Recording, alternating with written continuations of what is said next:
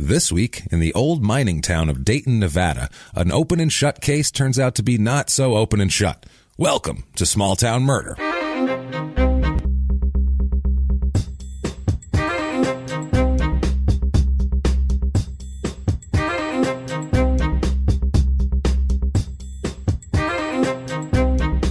Hello, and welcome to Small Town Murder. Yay!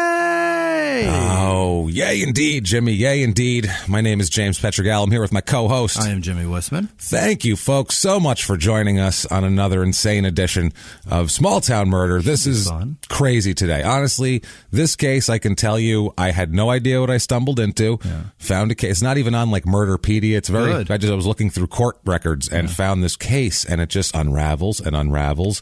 And this is a case that if we were, say, journalists or something like that, we would break this. We would break this into if we wanted to seek justice in the world and things like that. Yeah, change lives rather than just make comedy. We would make this into a 10-part series, and we would go to Nevada like twice a week and talk to people. And this could be serial. This is this is a better story than Serial. All right. So this is but we can't do 10 parts on it. Unfortunately, we're not going to do that. I'm not going to make that trip. We're not going to fly to Nevada. It's hot enough here. Yeah, that's what I mean. Go there, and especially this place we're going. Just as hot. Don't worry about it. But we'll get to that. It's a crazy case. Is it a radiation zone, like one of those fucking places? It probably. It's one of those where it's probably they don't tell you it is, but it's there. Okay. Watch out. You're like, why do all my kids have cancer? I don't understand it. I don't. I didn't grow up here. We moved here, had 3 kids, all have cancer by 5. That seems odd. No cancer in my family. Right. All my neighbors' kids have cancer. It seems like a problem. But thank you folks so much for your iTunes reviews this week. They are enormously helpful to us. We've said it before, we'll say it again, but they're so huge with these charts, the way the iTunes charts work. It's their funky algorithm. It's not us. We don't care about, we tell you, don't waste your time. It's fine, but you have to waste your time because it helps on the business end. So if you haven't done it, head over to iTunes, give us 5 stars. Doesn't matter what you say. If you want to be a producer of ours, a spectacular superstar, like the fine list of folks that we have at the end of the show, our favorite people, you can do that very easily by going to patreon.com/crime in sports, which is our other podcast, which I don't know why you're not listening to if you're not, because it is, you don't have to like sports. We promise you that. Also, you can make a one-time donation over at PayPal using our email address, which is crimeinsports@gmail.com, and go over to shutupandgivememurder.com to get all your merchandising needs, shirts and everything like that. Also to check out the upcoming tour dates, which we can announce the cities right now, but not the dates. And if you'd listened to Crime and Sports, you'd already know that. You would have known it 2 days ago. So listen to Crime and Sports. It comes out earlier. You get news and information. I like that on too. Facebook too. When Where's that information? It's on Crime and Sports. You should listen. Had you listened to that? Don't tell me that you listen, fucker. That's right. You didn't hear shit, did you? But the numbers are great for it. Yeah. Just this one is so much more. So much more. Yeah. It's like crazy. More than twice as many. So it's, well, we will be going. We'll start out our home city of Phoenix. We have a show here. We will be in San Francisco, Portland. Yeah. Seattle. You betcha. Seattle, Minneapolis. Yeah. Chicago. Yeah. Detroit. It's going to get colder and colder. Oh, man. Cincinnati. Yes. New York. Yeah. Boston. That's true. Back in Philly once again, because that was awesome. We had a fun time there. Atlanta. D.C. You betcha. Did we say Cincinnati? I think we did. Cincinnati. And Houston and Dallas. And don't you dare forget Denver and of course, I'd let you. No, I wasn't letting you close with Denver because I knew you're very excited about Denver. That's fucking great. Yeah, Denver. So we're going all around. We might have missed one or one might get chopped off of there before next week when it officially comes out. Right. But those are the cities. Sorry, Florida. Sorry, Kansas City. A lot of people came from both of those. Missouri and Florida we are both going to happen. They'll be there, but we can't do everything at once. It's this is like October to right before Christmas, so we can't go through Christmas and everything. Somebody said like some tiny ass town in Tennessee, and they seemed genuinely shocked that we're not going. Huh? Lynchburg? No, Lynchburg? How'd that dare happen? You? Y'all ain't coming to Beaver Falls? I mean, I figured y'all would come there. Asheville, Tennessee is great. Listen, I've heard of Asheville, North Carolina. Yeah, I don't know what you're talking about. Disclaimer quickly. This is a comedy podcast. True. Sorry if you don't think true crime and comedy belong together, you're probably not going to like this podcast. Although, don't expect it to be horrible and horrific and us making fun of victims of horrible crimes, because we don't do that. No. We go out of our way to make sure to not mock the victims or the victims' families because we're assholes. but we're not scumbags, and that's the facts of the matter here. If you want to take a chance and hang with us, please do. You're going to have a good time. We're going to have fun. Relax and open up. Moment, you're fucking complacent. That's right. You're in it. Complicit. You're complicit, not complicit. Well, actually, if you sat there and didn't do anything, then you're complacent and you're complicit in your complacity. So, you complicit bastards, let's get to this. Yeah. And I know what you're saying right now. It's obvious. It's time. Shut up, James. Shut up and give me murder. And let's do it, Jimmy. Let's go on a trip, shall we? Oh, boy. We're going out west this week. We've been back east. Now we're going out west. We're heading out to Nevada for the second time. Fantastic. Remember Sun Valley, Nevada, the world's largest trailer park. That was tough. That was a tough one here. We're back in Nevada. We're not too far from Sun Valley, actually, here. We're in Dayton. That was so early in this, too. Yeah, that was like back number 2 or something. No, that was later. I think it was in the 20s. Was it shortly after Tahoe? I think it was in the 20s, probably, because if we did California, then I would have spaced out Nevada. I don't remember. So. I think something it was like that. Fucking super early, though. But it was in the middle. Yeah, some toward the beginning of it. But yeah, Dayton, Nevada, we're going to. Dayton, like Dayton, Ohio, of course, because no one has any originality. And name a shitty place in Nevada after another shitty place. So everyone from Dayton, come over to Cincinnati and see us when we're there in the fall. And tell us Dayton isn't that bad. Tell us it's not that bad, and offer proof, because I think then that's when the conversation will stall. Yeah. What's the proof of that? It's good. I grew up there. I live there. They got a minor league hockey team that's fantastic. A lot of fun. Come to the games. Just because we have tolerant people that will laugh at dark things there. Well, then you're good in our book. Doesn't make Dayton a great place. No, not a good city. The people can be amazing. We'll take the city and we'll take the people and we'll bring them to another city where they can watch our show. Go be amazing in some place that is amazing. Well, this place is in western Nevada, not in Ohio. Western Nevada, over by near the California border there, and that. Kind of the county borders California.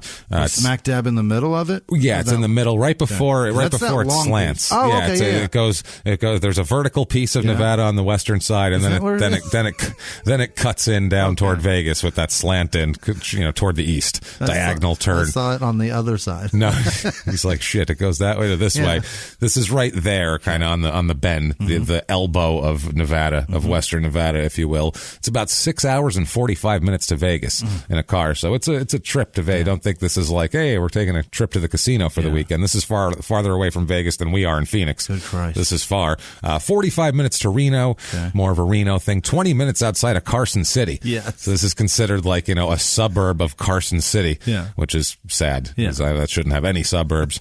About an hour to Sun Valley, which is the last one we were here. It's in Lyon County, Lyon. Lyon, obviously named after a person and not a thing or a beast. Not the pyramid Not either. the pyramid. Zip code's named after it's Luxor County we're in right now. MGM. Right. I think it's MGM that has the tigers, right? Or those are lions. They have the lions, yeah. And tigers, too, Luxor's I think. got Egyptian shit and pyramids and all that. But the MGM also has the white tigers that ate Siegfried. Oh, shit. Yeah. Oh, that's them, though. Yeah. They drug those fuckers in there. I don't think do they have them still? I don't know. I hope so. I hope that they cleaned it up.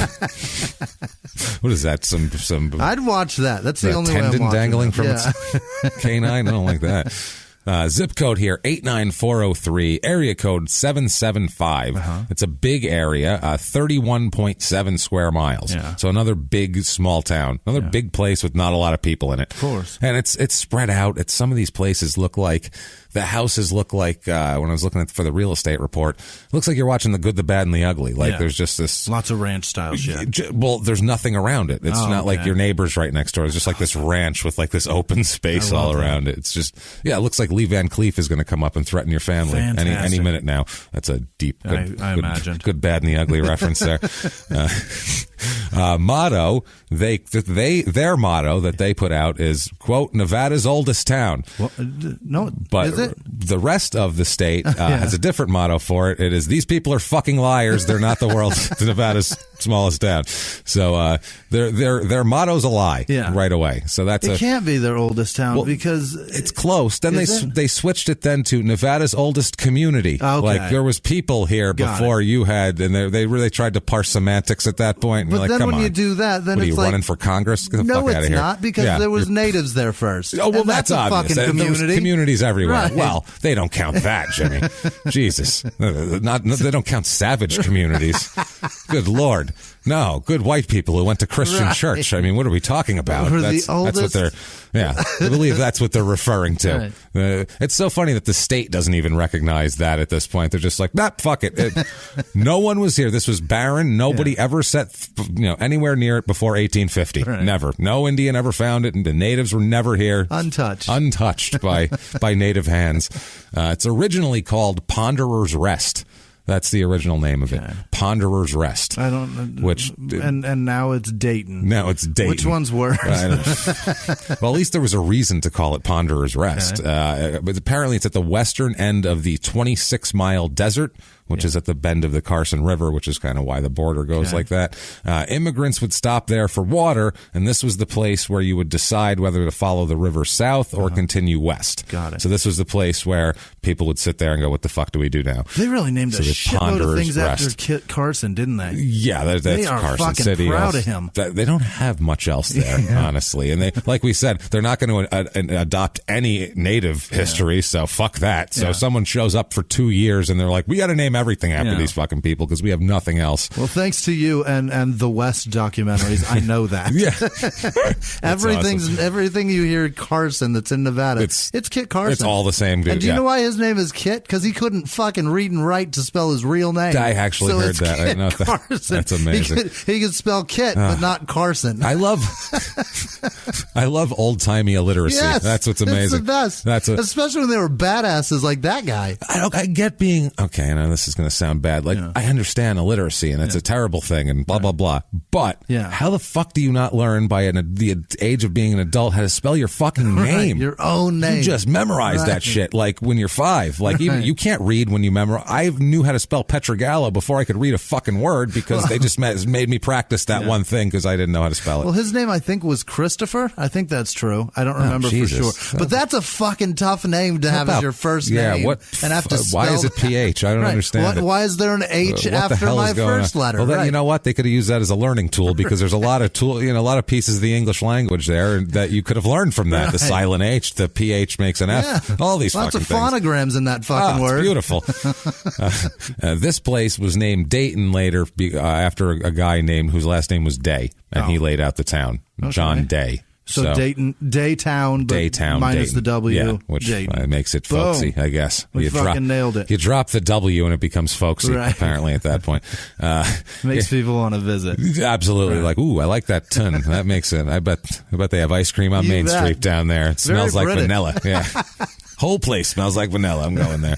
1849, Abner Blackburn was heading for California, and he discovered a gold nugget in Gold Creek, which is one of the tributaries of the Carson River. And holy shit, you find people came running. Why did he tell anyone? Right. Where'd you find this? I don't know. California? That way? I washed my pants. It was in the pocket. Someone must have slipped it in there. Bananas. No fucking clue. Instead, people go crazy. Shit. 1850, people just pile into this place. They're working sandbars. They're all over the place. This is like they start everywhere and head in. It's from the lowliest of the guys just by a sandbar to people, blowing shit up and trying to get into the ground. That is a fascinating question. It's crazy. Why do you tell a fucking soul? Why would you tell anyone you found gold? Ever. I'd be like, nothing here. I just like digging. I don't know. It's just fun to dig. Not yet. I'm building a sandcastle. Let you know if I do. I will, definitely. And then shut the fuck up. A lot of this pyrite, though. A ton of this shit. I find bags of it. No, my kids like it. I take it home in sacks. Don't worry about it. Like, fucking full of shit. I like to dupe my dumb kids. That's what it is. I'm independently wealthy, and this is what I do. Some people go for seashells. This is my seashells. Fake gold. Why would you ever tell a soul? I would sit there with a shotgun and shoot everyone that approaches. Hey, buddy. No questions asked. Hey, how you doing, shit? Bow. Just get the fuck away from me and my gold. Sit there like Scrooge McDuck at the top of my pile. I wouldn't even go get that shit smelted down to make teeth. I would yank my own teeth out and just jam nuggets in there. Fuck it. Right out of the river. Just jam them in there. Bang. Just done. misshapen gold teeth. But that would have been a sign of some serious wealth back then. This is a great grill. You would have been the best rapper ever in 1850. I don't even Nugget melt it Grill. down. Just what up, Nug Grill? Call me Nugget. That's it, man. An MC nugget. Some reason he told these people, minors including, some of these names I found one, including a guy named James Old Virginie Finney. Yeah. Old Virginie. Because it rhymes. Wow. Clever. Old Virginie. He's probably from Virginia, I assume. He was one of the guys who was prominently working the area. Yeah. Old Virginie. Jesus Christ. They call this the first non-Native American settlement is what they're trying to say now. There you go. And that's still disputed. Still bullshit. I found in their historical archives records of certain things that are really mundane and hilarious. Okay. Like Nevada's first dance was held in this town. Well, the first dance in the whole state. First time we got a bunch of white people, pale-faced fucks, to pretend that they know how to dance. And this probably resulted in horrific rapes, is all I can imagine, because listen to the statistics of this, okay? The tons of people started coming because of the gold, so the people hanging out there, they built a trading post and all this sort of shit, and they had New Year's Eve 1853, they had a dance, and it was attended by 150 men and 9 women. Oh, Jesus. Think about how unsafe that is. Drinking whiskey, armed whiskey drinking men. And I'm not even saying at the dance, but when they said goodnight and those girls walked off, I don't know, they probably didn't make it 5 feet. They didn't make it 5 feet before they were swooped up on a horse and taken to a cave somewhere where, oh my God, that was horrible. Did they like circle the wagons and then everybody dances in the middle and you got the girls on one side of the wagons, all 9 of them? All 9 of them. And then 150 horny drunk with dudes their cocks out, shouting horrible things. How many of them had their cocks out, just jerking it at them? Like, come on, I don't even care if you touch me. I ain't seen a woman in 6 months. I don't give a fuck. A lower number is the ones that didn't. Yeah, it's probably a smart move there. Less than 9, I'll tell you that. I bet there was less gentlemen than women. You know that. Imagine being a woman. Yeah, I'm going to go to this dance. I don't know. Hopefully there's some nice guys there, and you show up and you're like, more of us are showing up, right? This is no. And they're just all standing there drooling. I wouldn't want to be one of 9 at any party when 150 are the opposite. Never. Of that anything. Would be scary. Anything. Especially if it's a frontier men. Right. These are like, they're all dirty. Imagine the smell in that room from these guys. They came out of the sandbars. You think there was a room? I think that's adorable. That's true. Well, it was a hall. Oh, really? It was held at his trading post. Okay. Like inside of So there was a roof. There was a roof for this. I don't know if there was walls, but there was at least cover for rainfall. Gross. So they had the first marriage there in 1854. That was first in the whole state. There was a girl, her father was away on business and her mother had died. She was 14 years old. And so some local miner persuaded her to marry him while her father was away on business. While he's away. What an asshole. So he's basically kidnapped a 14-year-old girl, some scumbag. Watch Deadwood. Those guys are all dirtbags. Unbelievable. Some scumbag miner came, frontier toothless fucking ball-smelling cretin. As a dude, that even if you're a businessman, your wife dies and all you've got is a daughter, take her how with do you leave her? You just leave her behind. How do you leave a 14-year-old in a mining town? Right. Have you seen the dance, sir? It's not safe here. The fuck is going on? Jesus. He was at the dance. He was. I've just seen that 14-year-old girl. I hope she wasn't. Jesus. No, good Christ. So they get married, but once the girl's father returns, he took his daughter away and made the marriage go away and moved her to California. Attaboy. And he just said, get the fuck out of here. Way to dad. I'm taking my daughter away from kidnappers. Right. This is clearly not safe. Imagine if you went away. Imagine if we go on tour for 3 days and you come back and your daughter's married to a guy who was prospecting in the hills. Right. You'd be like, what the fuck happened? Unless he's the dude with all the gold nuggets. Yeah, unless he's Scrooge McDuck. Right. Give her, then we'll talk about it maybe. I mean, but if still, he's going to take care of her. You can, we can have like an intent, a letter of intent where you can see it maybe in 18 years. When she's 18, you can have you can come over first. See, you can give judge. Your pitch. Right, maybe. Come give your pitch. Right. We'll sit her down. You can give your presentation. If she likes you, fine. If not, take a fucking hike. If she's not too old for you, either way, it's going to cost you a lot of gold nuggets. Yeah, that's the other. Yeah. So 1850s, 1857, Chinese miners came to the area to avoid mining taxes that were directed at the Chinese in California. In California, they leveled special taxes against the Chinese for mining. What? Yeah, they were like, well, you can mine and blah, blah, blah. Chinese, that'll cost you a little extra. Like, but are they... Come here there, Ching Chong, hand over them nuggets. Are they citizens of China or are they citizens of America? Doesn't matter. It doesn't matter. If your eyes are goofy, I see them more. slanty eyes. Right. I ain't giving a shit where where you're from or where you floated from, it's going to cost you extra. If your eyelids are inside out, you're paying more. You're paying extra. That's crazy. Yeah, that was the thing. Yeah, I don't know what the fuck they were thinking with that, but that's what they used to do. There used to be poll taxes to keep people from voting. I mean, that's racism. That's America. Yeah. This is America here. So they leveled that on all of those people, and then so the Chinese started coming to Nevada. Crossing the border. It's just right there. They're like, let's walk over there where there's no tax. By 1860, the town was mostly Chinese miners of Dayton. Yeah, it was called Chinatown in the U.S. Census that year. They didn't even call it Dayton. They called it Chinatown. If you look, there's like this town, Chinatown. It's so racist. So racist. They're just like, I don't know, it's a chimichanga town. And then they were like, no, that's Mexican. That town that's racist over there? for there. I don't know. It starts with a D, I think. No, not anymore. No, we're going to rename it right now. Yeah, right now at Chinatown. You know, I can never remember what its real name. I'm going to do one so that I remember it. And we'll tell everybody. And that's the census man that did that. That's not a hillbilly miner. That's counting. That's the guy who's being paid to count. Probably has some sort of diploma from somewhere. Chinatown. All right. So they ended up they started making goods and services for the miners because they realized that was more profitable than mining to sell people shit to go waste their money and mine because mining's it's hard and it doesn't always pay off. Right. Whereas if you sell a guy a shovel, it doesn't matter if he finds anything or not. You're making money from it. Yeah. So that's kind of smart. So they 1861 they officially adopted the name of Dayton from after a local surveyor. But that's when the census had stopped doing that to everybody. Jesus Christ, right? Holy, I can't. That's fucking amazing. It's unbelievable. In 1866 and 1870, they had great fires. Both of them were great fires that destroyed the town both times, which they did back then. They're all flammable. Everything is flammable. Everything's made of wood. It's Nevada. Everything's bone dry, and they're all smoking. I don't understand. It's going to happen, right. and you need fire to keep warm in the winter. That's a good point. There's so many ways for fire to destroy this fucking town. It was a lot less by the 1870s because of these fires. It became a lot less prosperous. People left. It wasn't the same. The mines weren't, producing these. That's the other thing too. These mines they don't just last forever. Right. You go in, you take all the shit out, and they're like, all right, that's it. Now it's just a hole. Yeah. Now it's a hole in the ground, and it's a park you take the kids to. Right. You go, people used to come here and rape 14-year-olds. Aren't you lucky to be born when you're born? Not just that. If you were Asian, you paid more for everything. That's it. Oh, by the way, the Asians, lucky you're not. Not only would they rape, there's a rape tax for Asians. If you're raped as an Asian, they'll tax you for it. You have to pay for that. You have to pay for it. So now, they don't report it a lot because there's a tax. And I see your inside out. It's not good. So the population here, they had a railroad come through here in 1881, which brought some people back.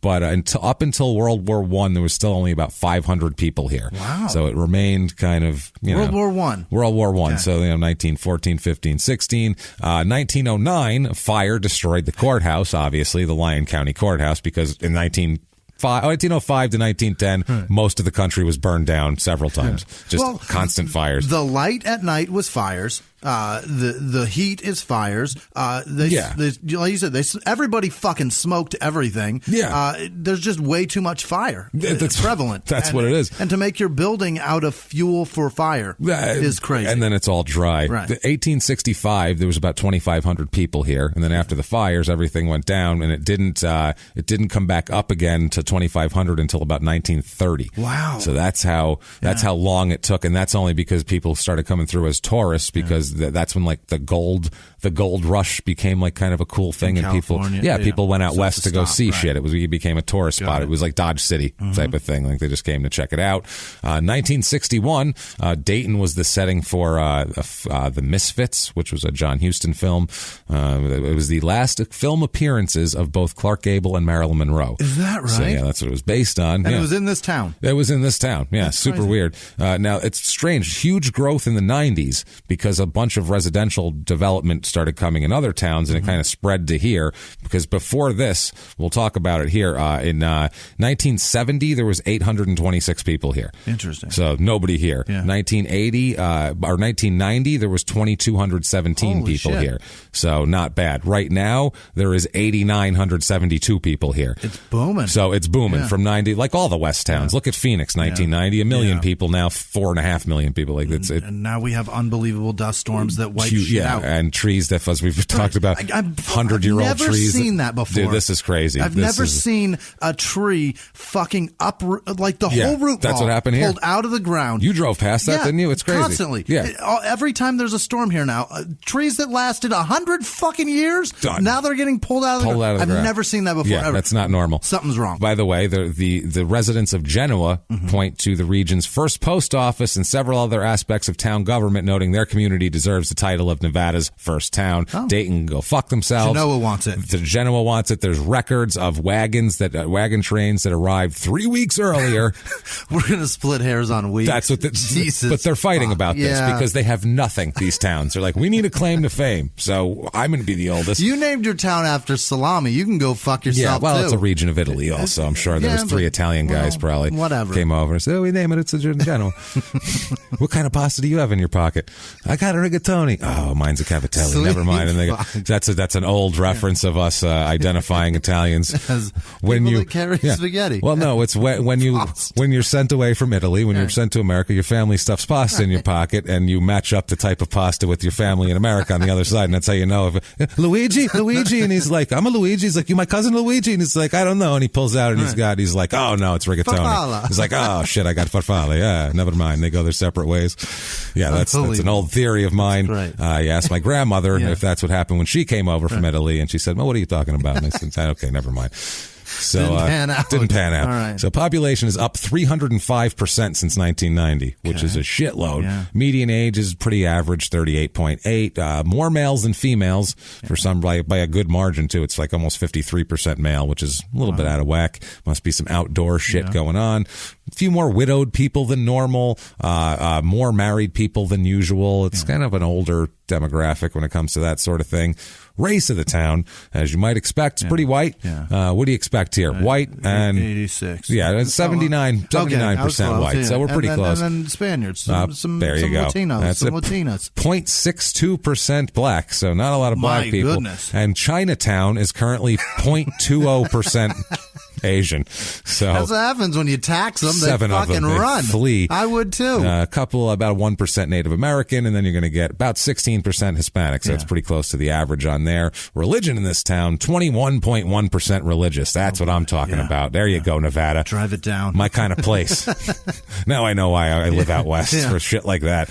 Well, they got Reno real close by. Like, there's no Vegas. There's that way. For sure no God. Have you been over there? I mean, that Jesus, Reno. It's all trailers and casinos and fucking brothels, man. There is no God. Trust me. 7% Catholic due to your 16% Hispanic. 7% LDS because it's the West and that's what happens there. They hide out in those mountains like nobody's business. About 34% of the people here voted Democrat in the last election. About 63% Republican. That is interesting. It is interesting because Nevada goes Democratic a lot, and it's a. They really like those casinos and whores, and you know what I mean. You get some gambling and whores, and those are not Republican things. Oh, they are Republican things. They just hide it. They just hide it. So, shit.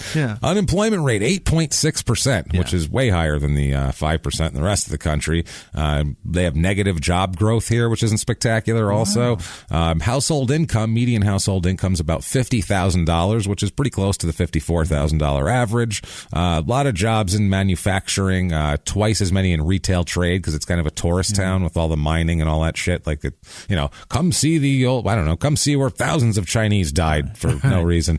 Come see where we argue constantly about us being the oldest. And we tax Chinese to die in a mine. Overall, on the cost of living here, 100 being average, par, normal, 103 here. So pretty close to the average. Housing is 107, so that's pretty close. The median home cost here is $277,000. $7,000. $216 is the average in the United States. And so with that, you have a lot of houses in the $100,000 to $200,000 range. More than 50% of them are in there. So it's if you're middle class, affordable housing. And if we've convinced you that you need to go, I don't know, mine for something. I at least want to see it. Well, then you, sir, need the Dayton, Nevada Real Estate Report.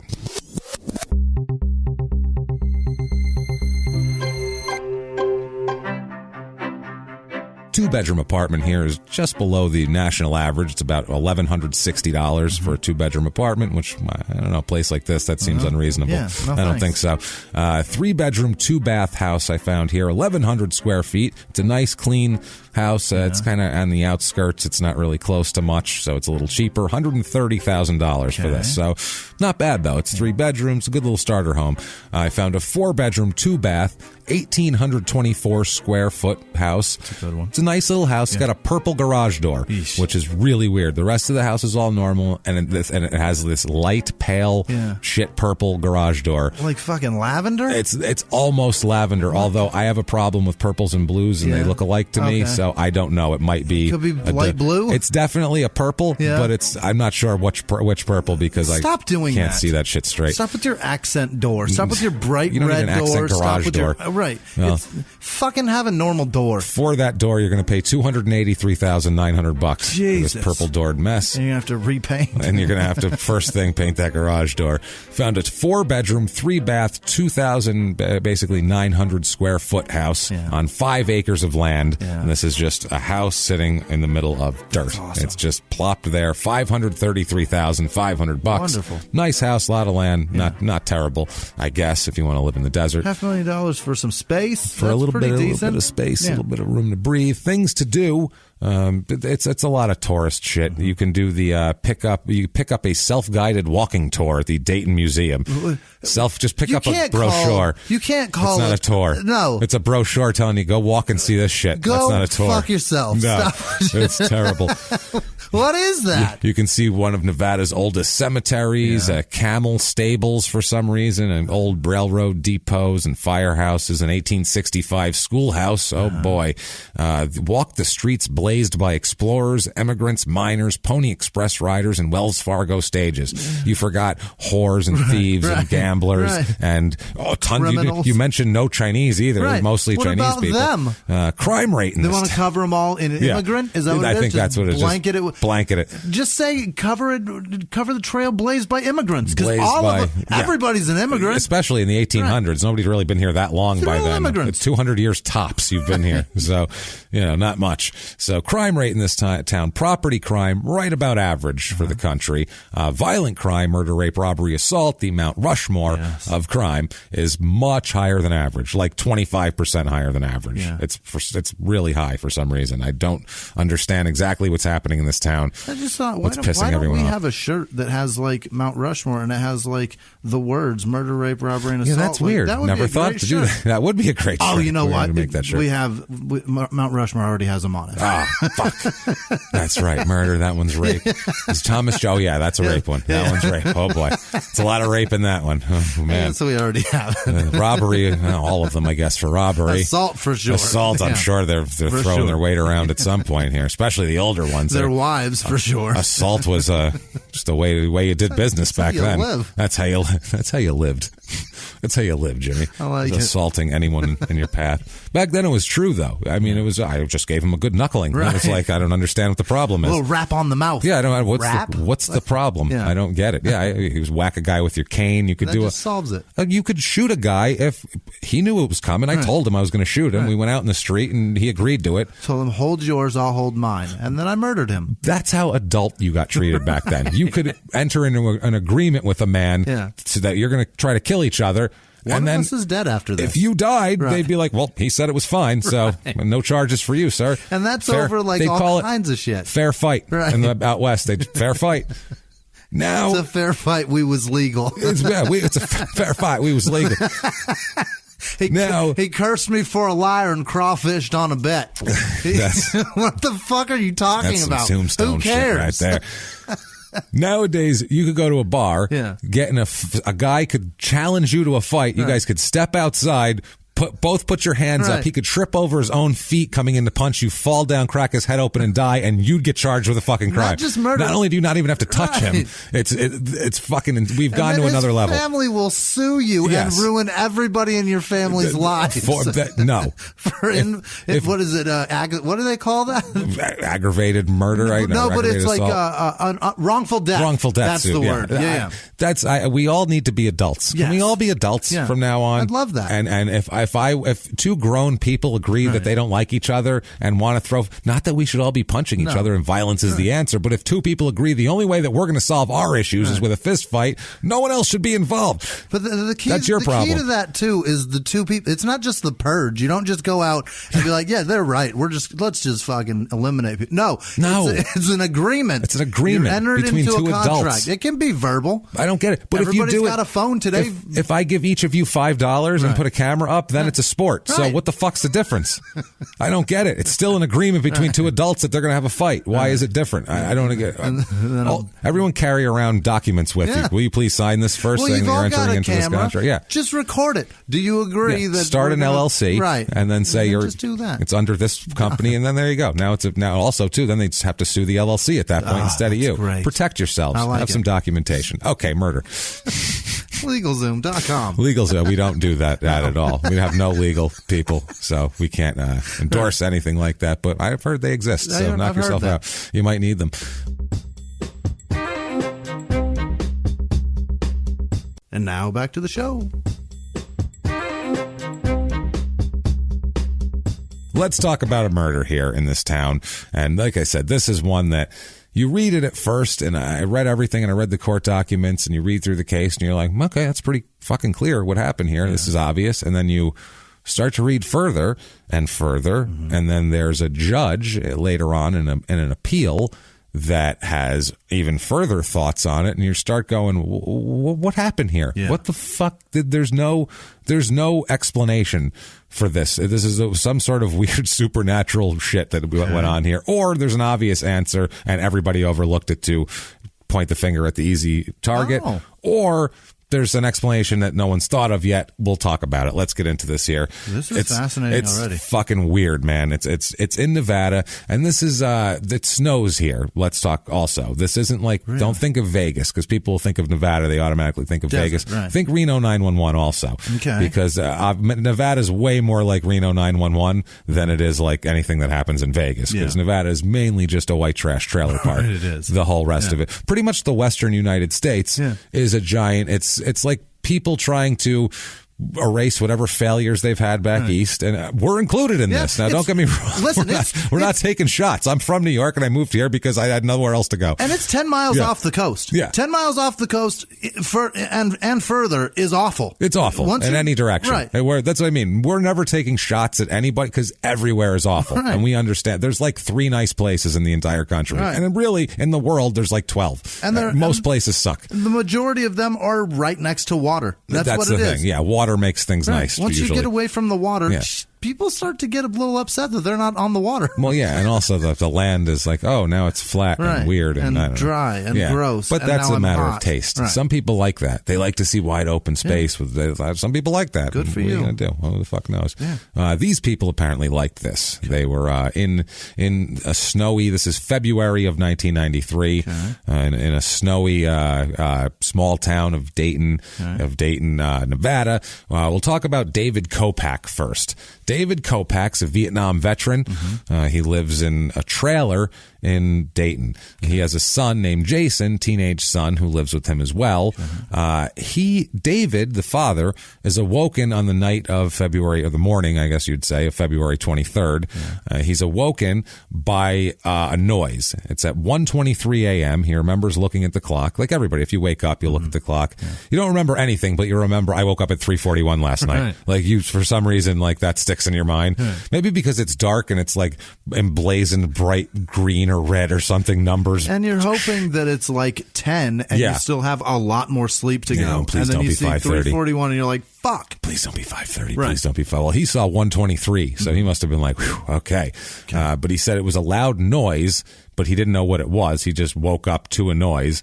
You know, when you wake up to a noise, you have to hear that noise again to know what the fuck that noise was. So that's what happened with this guy. He woke up and didn't know what the hell happened. He thought maybe it was a cat jumping on the roof of the shed next to his bedroom window, because outside of his trailer window there's like a tin shed, and if some skeezy trailer cat jumped onto it, apparently that would wake him up at night, which is so fucking depressing.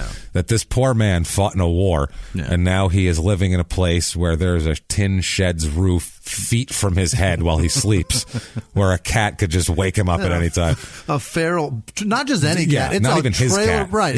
It's a trailer park fucking rat. That's what they are. So, fuck, They're man. terrible individuals. Right away, I feel for this guy. Like, I'm like, feral shit. cats are vile. Yeah, they're so gross. And it's funny, too, because I like cats. So I love cats. I love all animals. At my old house, remember we had that feral kitten that kept running away? He was a sweetheart. Ed was the best. Well, we had that other one that came around who was like a feral cat who would run away, and after a couple months, I got him to come up to me, and then he was really nice. Really? And then he disappeared, and I hope somebody took him. I think I remember the that little fluffy one. Yeah. And then Ed was just a cool cat. But like Ed was somebody's. I'm talking about like feral. Like, that's another kind of animal. Yeah. That's another kind of animal. Yeah. That's like a raccoon. Gross. Yeah. It's a raccoon. You don't know what their last meal was. No. Like, it's not. I don't think they care what the fuck their next meal is, just as long as it's pigeon. A pigeon, something rank, something gross. It was already dead. It was hit by a car. Jesus One Christ. of those. Spay or neuter your kittens, everybody, and make sure this doesn't happen. I feel bad for these poor cats. And take care of your cats. That's what we're getting. Yeah, we don't want all the cats to be gotten rid of. We want them to be taken care of. Yes, pet your kitties. Okay, moving on. So this is 1:23 a.m. Cat on a shed. He thought it was either the cat on a shed or maybe something like else blowing against the shed, maybe like some debris. I don't know, you're in the middle of a fucking, this is not, there's not a lot of landscape. There's some mountains in this area, and it's pretty goddamn flat, so winds pick up. We live in Arizona. It's the same type of thing. Shit gets windy, and debris will fly through the air. And in a trailer park, there's just tons of loose debris.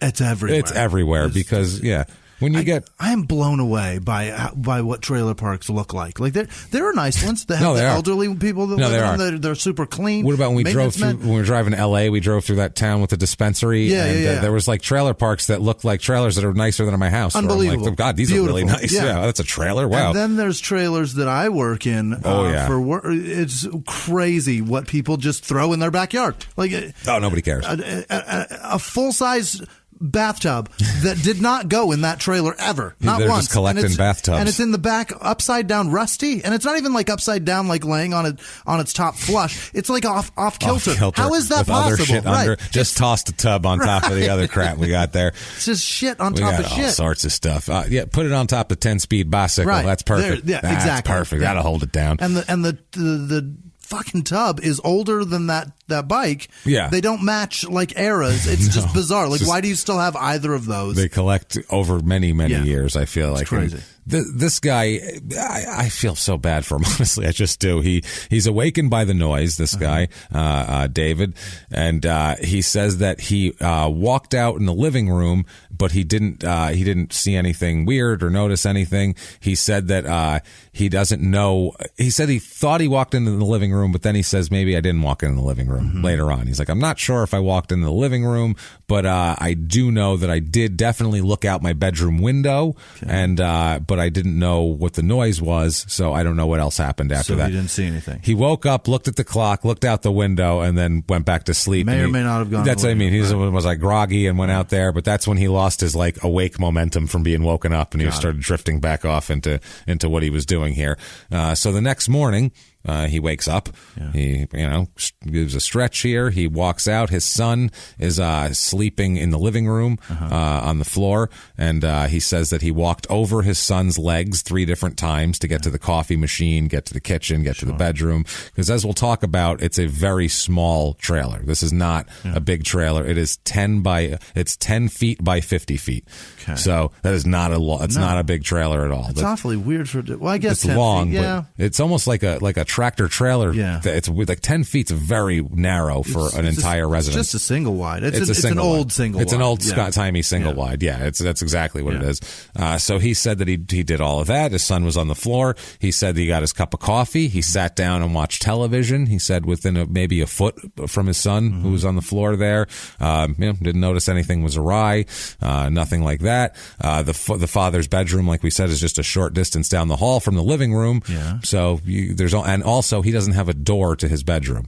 That's the other thing. This is a man, like I said, this man fought in a war and he has a curtain covering his door. And that's sad. No door. No privacy whatsoever. No privacy from his son. I don't know. This sounds like a nightmare. Yeah. And a tin shed within feet of his head that can wake him up if something knocks on him. Anything. Cats, rats, garbage. Yeah. This is not the life I feel like he envisioned. This country loves to make veterans and hates to take care of them. I would say so. Jesus. And I don't know what his deal is, but it didn't work out well for him here. So he would have noticed. If there was anything going on crazy in the living room, it would have been hard for him to not notice, being that it's right there, A, and B, there's not even a fucking hollow core trailer door between him and that. It's a curtain. And also, he's kind of jumpy. Yeah. He says that he wakes up from noises. He was in Vietnam. He's got like he hears like things and he gets up ready for combat, he says. Like, of course. If he hears something that might be boom, he's like, oh shit, where do I go? What do I do? Like, so many cats have lost their lives. He snapped necks. I just see him crawling through the trailer park snapping necks going, that's right, take that, Viet Cong. And they're like, he calls all cats Charlie. Rare. Just tilting their heads. I don't understand. So he says he doesn't notice anything. He said that just doesn't notice anything, and then he ends up noticing that and he notices that his son's not moving. Yeah. And he's moving around the living room and the TV's on and his son hasn't moved at all. Okay. And so he tries to wake him up. And he can't wake him up because his son is dead on the floor of the trailer. With very little blood. Living room. Very little blood that he noticed wrapped in a blanket like he's sleeping on the floor. He said he saw his feet sticking out. He had no shoes on. So it's like, he fell asleep on the floor. Okay. First of all, that's not great living conditions for a teenager. No. I don't think on a school night especially. Feel like they need to get better rest than that. At least be on the couch. At least be on the couch. But I don't know. This kid wanted to sleep on the floor, and who the fuck knows? The son, too, Jason, for everybody said he's a nice kid. Mm-hmm. He's got long hair. Like I saw the picture of him. He's got super long hair. Yeah. He likes like D&D. He's a Dungeons and Dragons kid. He likes like that kind of, he likes like kind of, metal shit like music and like, he's just a normal kid. Like he's not a bad kid. Nothing wrong with him, got his interests. Yeah. It's 1993. It's 93. Right. It's like sleeping in a pristine bed and hygiene aren't like his main concerns. He's a 1993 kid who's like 15, 16 years old who's just fucking hanging out with his long hair and, Makes sense. Yeah, we all knew that kid. Sure, 100 of them actually. Good God, I can't even count. Picture in a guar shirt or something like that. Picture a friendly Jason Mewes. Okay, like that, I picture Jason like when I saw his picture, he's like a Jason Mewes from Clerks. Yeah. Like he's that as a picture, but not. Did you just tell us that you had a bad experience with Jason Mewes? I didn't. No. Well, I mean, his character in the movie's like, I guess he is fuck a your mother surly. in the mouth and fucking, especially from Clerks. Like he's a total asshole in Clerks. Yeah. Great character and funny, but I mean, not except for the sequel to Clerks. Cool kid. In the sequel, he's fucking great. I refuse to watch. He's amazing. That sequel. Is it the second? Is there 3? I will not watch. Is there 3 of them? I don't know because I won't watch past 1. Okay. Fuck you. That's not a sequel movie. It's a movie about people. I love the movie, but you don't make a sequel out of that just because it's the only intellectual property that you have that fucking has any value to it. Sorry. And I like Kevin Smith and everything like that, but you know what you did. Clerks 2 wasn't necessary. Come up with another fucking idea. You're a smart guy. Right. And you're talented as Very fuck. Smart. And I get that you just shrug and go, all right, fine, I'll make Clerks 2 and make a bunch of money, but you know what? Stop it. Whichever one had the donkey show. And so let's keep making Small Town Murder every week. To show what hypocrites we are. It's great though. But I don't care. Jason Mewes pulls his dick out of some girl and then there's shit everywhere and it's fantastic. It's hilarious. No, he's funny. He is funny. I give him credit too because he actually went from like being severely uncomfortable obviously in front of the camera to now he seems comfortable. He seems like he knows that character. He can play it confidently. He's getting it. Right. Yeah, which it only took 15 years. So good job. The girl that he pulls out of is the girl from Crybaby that was in that porno that is illegal because she was like 16 or something like that. Tracy Tracy Lord? Yes. Oh, wow. Her, yeah. She was in a lot of porn before they realized that she was a teenager. But there's some, the specific one. Is it Behind the Green Door? Is that the one? No, that's the one from the 70s. What's the one that she was in that was, I don't know what it's called. That was controversial because the girl was the ivory soap girl in Behind the Green Door. Oh, is that right? Yeah, she was the ivory soap in a big ivory soap ad, and then now she's getting skewered by early fucking horrible. black dudes. Early porn is disgusting. It's super weird and gross and creepy. It was very weird. It all had a weird vibe to it of some strange. Everyone had a costume. It was just not okay. Well, it just felt like it was like they seemed to be like, we can't believe this is legal. Can you believe you can buy do this? Hey, right. watch this. Instead of just embracing the freedom. Yeah, that's a good point. They're like, we're only doing this because we think it's going to get taken away. Almost like they had to and then they would try to put an artistic spin on it, like they had big budgets and shit. Like this could be like a real movie. Right. Like, no, it's not. No. As soon as somebody's dick visibly goes into a vagina, it's not a real movie anymore. And it's not just that. It's that is the showcase, and you're going to film only that until it's over. That's the punch. It's just porn. Everything else is the setup for that punchline. That's called porno. Right. That's not. It is that is pornography. So enjoy, which is fine. Right. We're not against pornography by any stretch of the imagination. It's fantastic, but it's just gross from the 70s, and I don't want to fucking watch it. Right. So he basically the way he's looking in this thing, he doesn't understand how this would have happened. He thinks, oh shit, I woke up at 1:23. Maybe that's the problem. He calls the police. Obviously, they come into the situation. There's no blood trails. There's for anything like that. They look at that, notice that right away. Yeah. Initially, they see that he's got some wounds and some small wounds, and they start looking for a rock or some sort of blunt instrument that they could find, with him, that they can find around as a murder weapon. He was shoeless. He's wrapped in a blue blanket. They find no signs of a struggle at all at the scene. They find an oval-shaped wound in the back of the left shoulder. And the investigating officers initially believed that Jason had been killed with a crowbar or a blunt instrument, and that's what they were searching for when they did that. But what they ended up doing later on, they do x-rays of the victim, and they realized that Jason had several number 6 shotgun pellets and plastic wadding from a 20-gauge shotgun recovered from his body. Once they did the x-rays, they found this. So where was that at? In his back. That was the oval-shaped wound there. So when they had the autopsy, they figured out that he had been shot from a distance of 2 to 18 feet, which is not really that accurate. 2 to 18, they said, it depends on the spray of the particular gun and the particular. There's a lot of different variables. That's a fucking distance, though. 2 to 18 feet. Trailer. Yeah, I don't know. It wouldn't have been 18 feet in the trailer. That would have been the whole trailer. And they said it was probably happened around 1:30 a.m., which is the same time Jason's father was awakened by what he thought was the cat jumping on the roof. Right. Now, this is the weird part. There's no blood trail. To this body. There's a child on the ground dead with a shotgun wound in his back. No blood trail, wasn't dragged there. How the fuck did the father... If the father was awoken by a shotgun blast, I feel like he wouldn't confuse that with a cat on a tin roof. A guy that was in Vietnam. That knows what... And especially inside of a tin trailer. Yeah. That, fucking loud. It's going to echo a 20-gauge shotgun blast would be in a tin trailer in the middle of the night. You would that thing... You would wake up and it would still be reverberating. You wouldn't have to go, can you make that noise again? Because... Just be patient. Yeah. It's coming right back. Yeah. It's going to echo off the other side of the trailer. Fuck yeah. And especially if you have a curtain, you don't even have a goddamn door, there's definitely going to be something. It seems a shotgun blast would probably be heard by anyone in that type of a small area, which is the super fucking weird part, and no notice from that. Also, when the father woke up in the middle of the night, he did not smell gunpowder at the time. They asked him, did you smell gunpowder? And he knows what gunpowder smells like. He was like, oh, I was in Nam. If there's gunpowder, I'll smell it. He then also, when he came out in the morning, he still didn't smell gunpowder, which he would still smell gunpowder in a closed trailer because it's the middle of the winter. There's not windows open or anything. So he never smelled gunpowder. So all of this is very fucking weird. He was a gunner in Vietnam. So he's like, I know gunpowder. He's around it all the time. I was around it constantly. So it's right there too. The bedroom was such a short way. It's so strange.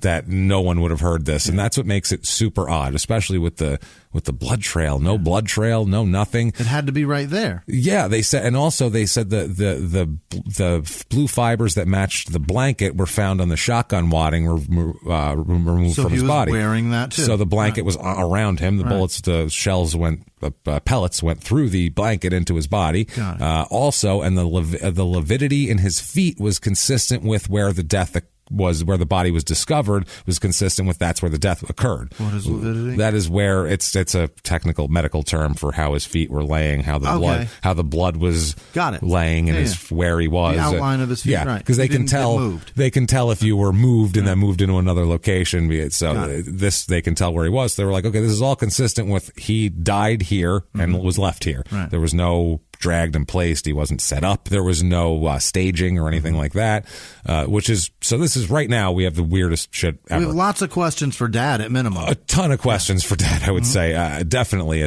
but they contact the neighbors for additional clues here, to figure out what happened. They talked to Mr. Bradley. This guy lived about 30 feet from the trailer. He said that he heard nothing out of the ordinary during the previous night. 30 feet. 30 feet, didn't hear shit. I would assume everyone in the fucking trailer park would hear the shotgun blast, I would think.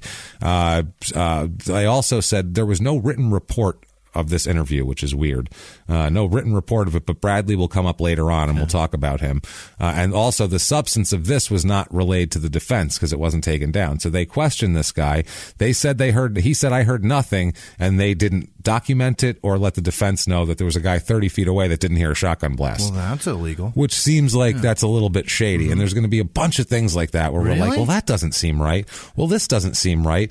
Fuck. This is one of these, like, I don't know if Adnan did it or not. And you're like, it's equal on both sides. Doesn't make any the answer, though, like the other side is just always, well, then fucking who did? That's the thing. And this is one of those cases where it's just like that. We could go on for days with this thing because it's very much, if you hear one side of the case, you go, oh yeah, he definitely did it. And then you hear the other side of the case and you go, there's no possible physical way he could have done it. So how do those two things match up? But then you go, there's no way he couldn't have done it. It's so fucking weird. Let's get into it here. Like we said, 2 to 18 feet with the distance. So that morning at school, the school goes on. Jason's not there, obviously, but the rest of school goes on. They're investigating. They're looking for clues. They're talking to neighbors. The father's, I'm sure beside himself, I would hope. Sad at minimum. At minimum. During the morning here, there's a kid named Brian Simmons. He's 15 years old. This kid has been, everyone said that he is preoccupied with Satanism, and he's real into like Satanism and all of it, but we don't know if he's doing this shit because he's not really popular and this is trying to be his thing. Because in the 90s, I don't know, everybody needed a thing. Everyone had, now all the kids look the same. You can't look at a kid now and tell what kind of music they listen to. Well, James, you're not allowed to. That's assuming their gender. That's true. That's true. Fluidly binary or whatever the fuck it is. And back then, not only could you tell what gender they were in 1993, not that that's good, whatever. So fucking, could you? No, you actually could. But remember Marilyn Manson fans? True. Some of that shit got real crazy. But back then, you could look at any kid and tell exactly what kind of music they listen to in 2 seconds. For sure. In 2 fucking seconds. Because it was emblazoned on their fucking shirt. Not only that, but you could just say that group listens to rap, and that group listens to this, and that group listens to metal, and you just tell by looking at that. And that's how people were defined, too. That's it, as just their behavior. Literally, that's it. Like, they like alternative shit, or they like hip-hop, or they like fucking, but that's how it was back then. So you had to have a thing, or else you were nobody, and you weren't in anything. And you were like, people would try to like freak people out, to be like, you wanted people to be afraid of you if you were like an outcast, rather than just like, I'm a dork, that you'd want them to think, oh, he's so weird. And I don't know if that made them feel better, like, oh, they can't handle my weirdness. At least I'm interesting. Yeah, I think that's what it is. It's the equivalent of like, buying a lizard and bringing it everywhere with you. Trying to be interesting. So terrible that I had a snake. I did that shit. That's fucking embarrassing. That is embarrassing. You shouldn't be embarrassed. I think I told you. I did it because I thought chicks dug it. And just some do. Not those chicks. Every chick that came over, you're like, no, not you. Not you. Damn it. I don't want you. Should I get a puppy? I think a puppy's the right way to go. See that girl in the cheerleader outfit? The one that's running away from me holding this thing? But that's I have a snake. He watched wrestling twice. Was like, chicks seem to like Jake the Snake Roberts. I think that'll like me too.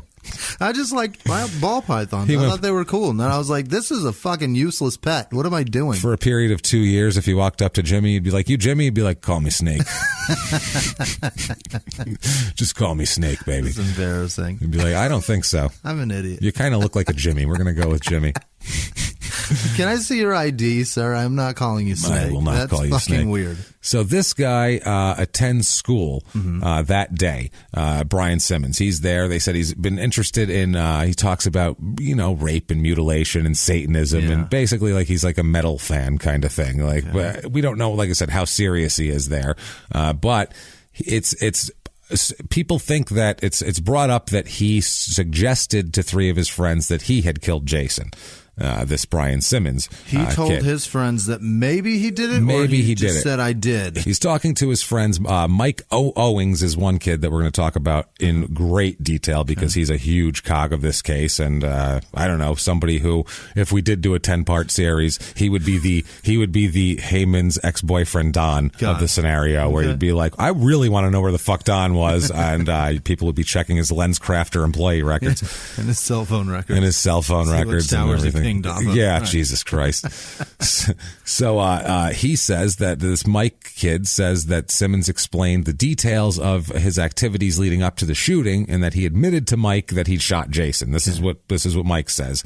Another kid, Dan, who's nearby, said that Brian Simmons told this Dan kid that now there's only 4 left on the 5 people to kill list that he has. Okay. That's what this kid said, and he said that he intended to finish out the list. So there was 5. Now there's 4. Now there's 4. And the only body that we're aware of is this kid laying on a trailer floor. Okay. Yes. He also testified that this Dan kid would tell the police and testify later that he overheard Brian Simmons telling Mike Owings, quote, I did it, and that he was, and that he overheard him say that he was so close that he could not have missed. And he also he says he overheard Simmons telling Mike Owings that he wanted to tell everybody, but he knew he would be caught if he did.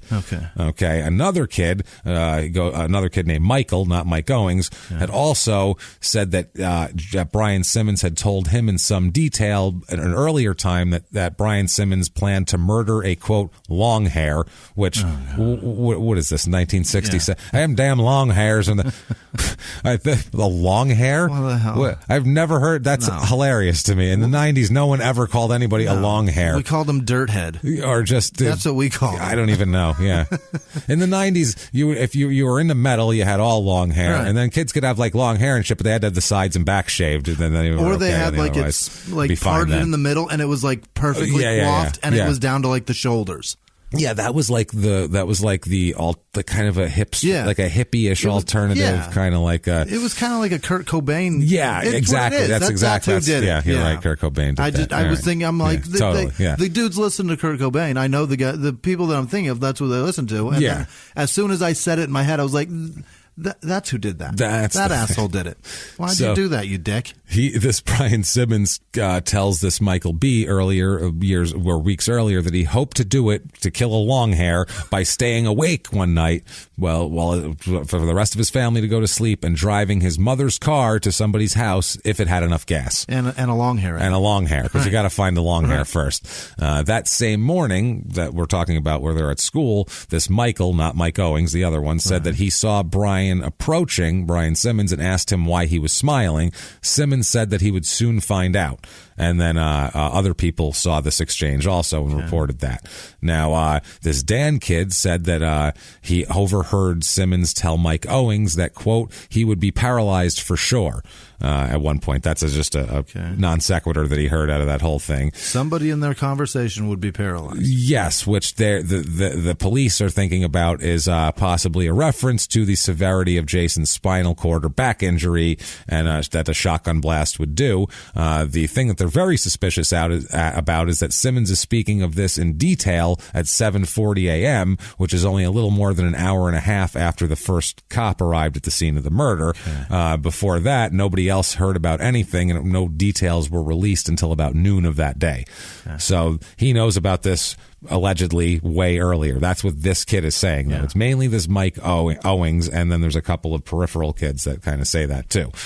So February 25th, now the next day after that, sheriff's deputies search Simmons' residence, and they get a search warrant. In his closet, they find a recently fired shotgun containing an expended 20-gauge shell, number 6 shotgun shell. So he didn't even expel the fucking... What are you doing, man? It couldn't get... Well, he says the problem is it's a federal firearms number 6 shell, but it has a they find non-federal primer with this. You got to know about guns a lot. This is a brand. This is what I mean. And the primer, it's a very complicated thing. So it's a reloaded shell is what it is. Yes, but they're talking, it gets more complicated. Okay. They also discovered in a plastic bag, they found wet shoes with a tread design resembling a Sheriff's County description of a tread imprinted in the snow near the entry of Jason's trailer. And we'll talk about that also. It snowed during the night. Okay. It snowed between midnight and 2:30 in the morning. Okay. So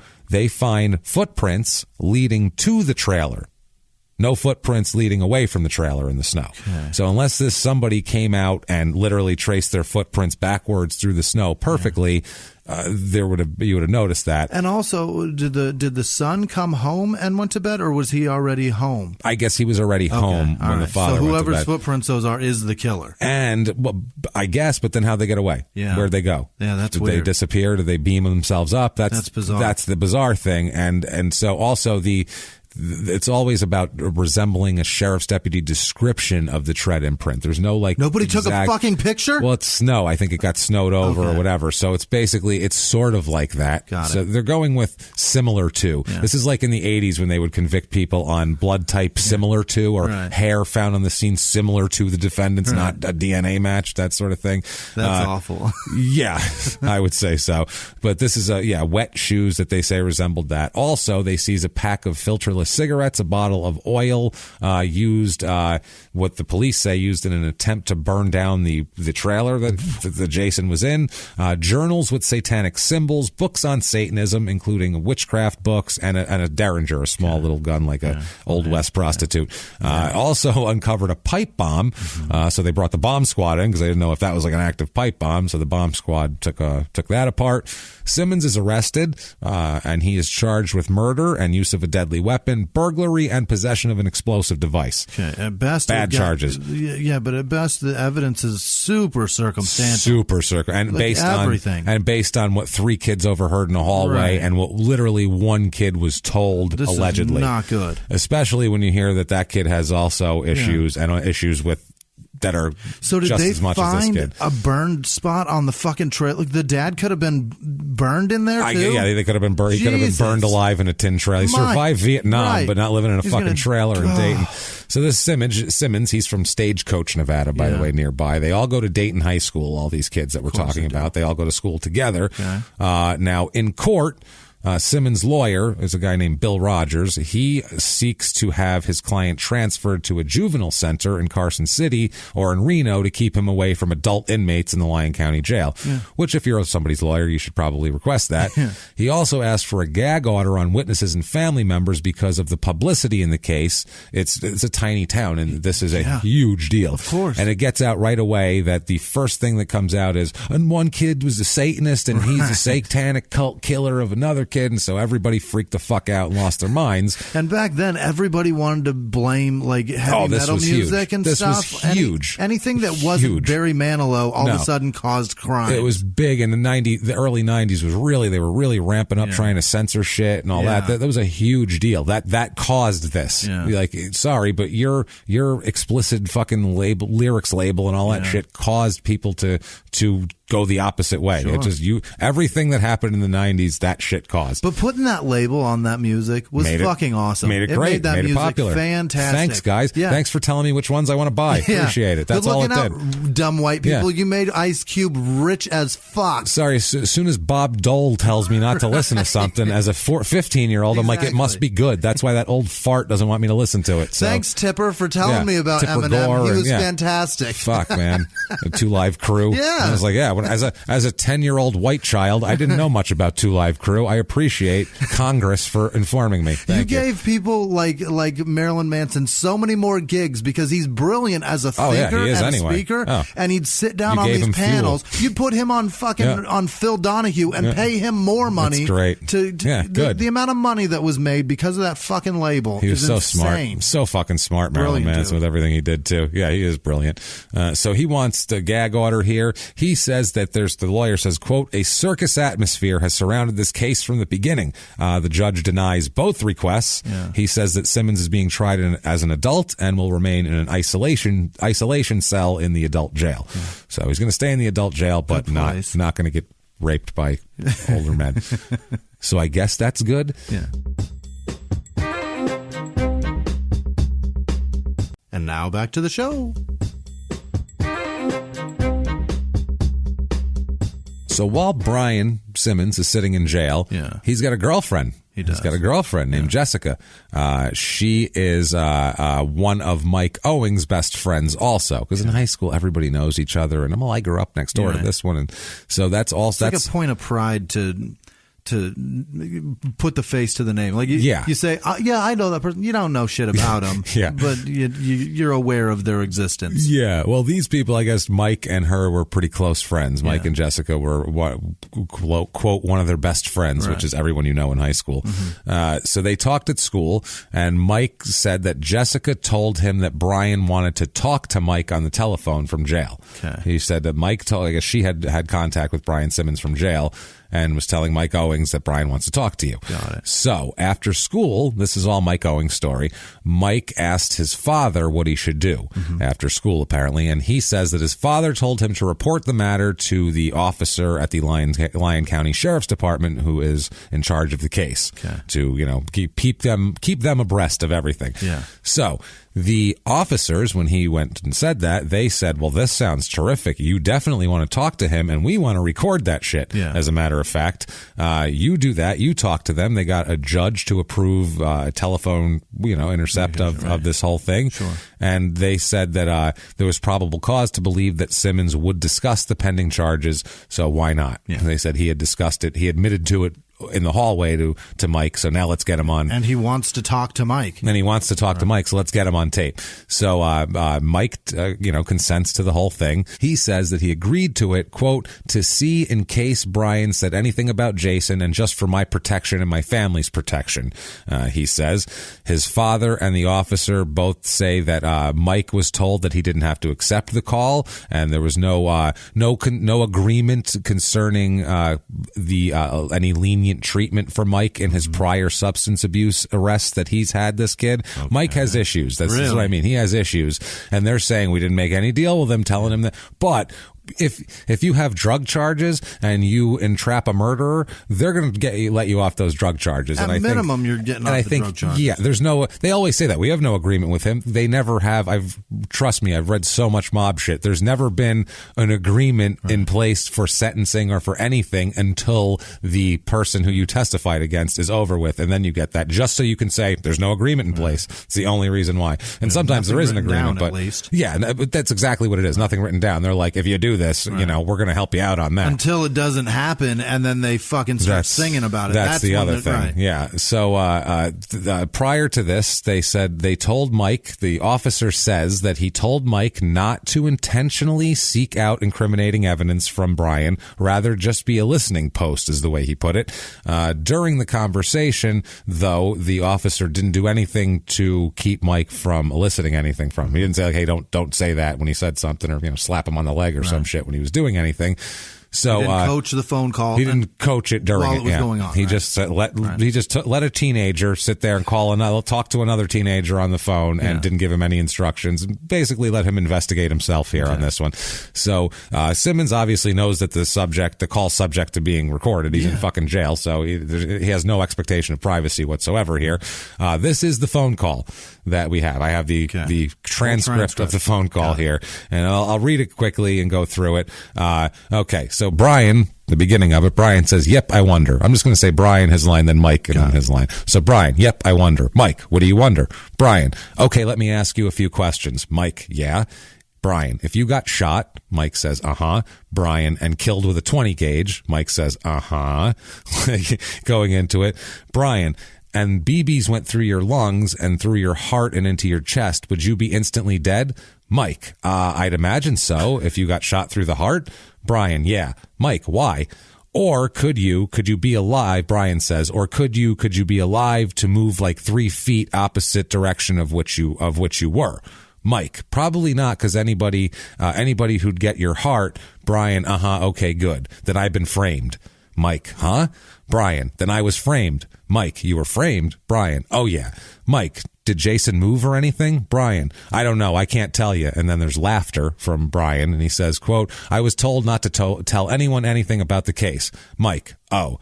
Brian, but I know everything about, so no big deal. That's why I think it's ironic. Mike, ironic? Brian, ironic. Mike, so you think you'll be getting out tomorrow or Thursday? Brian, yep. So it's gone to that. Mike, are you going to be able to go to school if you get out? Brian, no, I don't want to go get mobbed. Mike, who'd mob you, dude? Brian, I don't know. Do you? A heartbeat? Mike, dude, there's only a couple people that even know what happened. Brian, what do you mean that know what happened? Mike, that know what happened. Brian, there's no one that knows what happened. There's me who knows what happened. There's God who knows what happened. Mike, kind of weird to hear you say that. Yeah. Brian, and there's Satan who knows what too. Oh, I'm reading all the reports and stuff. That's pretty interesting. The coronary reports and stuff like that. He means coroner, right. The coroner reports. So it's him, God, and Satan, and there's coroner reports. But him, God, and Satan know what happened. They know. And the coronary reports are there. I like that it's ironic, James. It's ironic. It's not ironic. No, that's why he was like ironic. He just said ironic and then moved on. And it keeps going here. Have you been listening to Alanis Morissette? Have you been? It just came out, I think, right? It's 93, so maybe not. But you trying to tell me you like something new? Are you writing for some Canadian lady who sings in an annoying fashion? So, you know the definition as well as she does. Exactly. I don't even think he meant coincidental. No. I just think he pulled a word out of his ass that he heard. He thinks the coroner report's the coronary report. So I think irony might be lost on the young man. I think you might be right. So, he says the coronary reports and stuff like that. Mike says, Brian, they took the dead body for an autopsy. Mike, Brian, and it's pretty neat. Mike, can you believe it's pretty neat, the autopsy? It's pretty neat. Which I know a lot of people who love watching autopsy shows and shit. I can't watch the autopsy happen, but I can read about it. I do all the time. Yeah, it's fascinating. Brian, Mike says, can you believe he came up clean? Brian, who? Who the fuck else are we talking about? The dead fucking guy that you're talking about. Mike says, Jason. Brian, clean with what? Mike, he had no dope in his system, dude. Brian, bullcrap. Mike says, quote, that's what the witchamajoo said. He called him a Jew. I think he called the doctor a witchamajoo. Yeah. That is some white trash shit right there. Also, where any doctor or lawyer is a, quote, witchamajoo. Sounds like your friend just didn't inhale, bro. When you guys were all smoking, he just wanted you to accept him. No shit. This is fucking, he was just like, I just want friends. He came up clean because he doesn't fucking care about getting high. He just wants to be friends. So Brian says, quote, no way. Who said that? Mike, Jenny, who's the girlfriend. Mm-hmm. Brian, what? Jenny's this stupid little try to get me. Dude, she's covering up everything because she's trying to nail me the hardest. Saying stuff like I loved her and I wanted her and all that. Mike, what a freak. Brian. Brian, she's human. I can't. I'm not surprised. I'm not surprised one bit. But you know I don't really care because I can prove every statement made against me is false. Mike, that's cool. And that's the end of the conversation. Oh, God.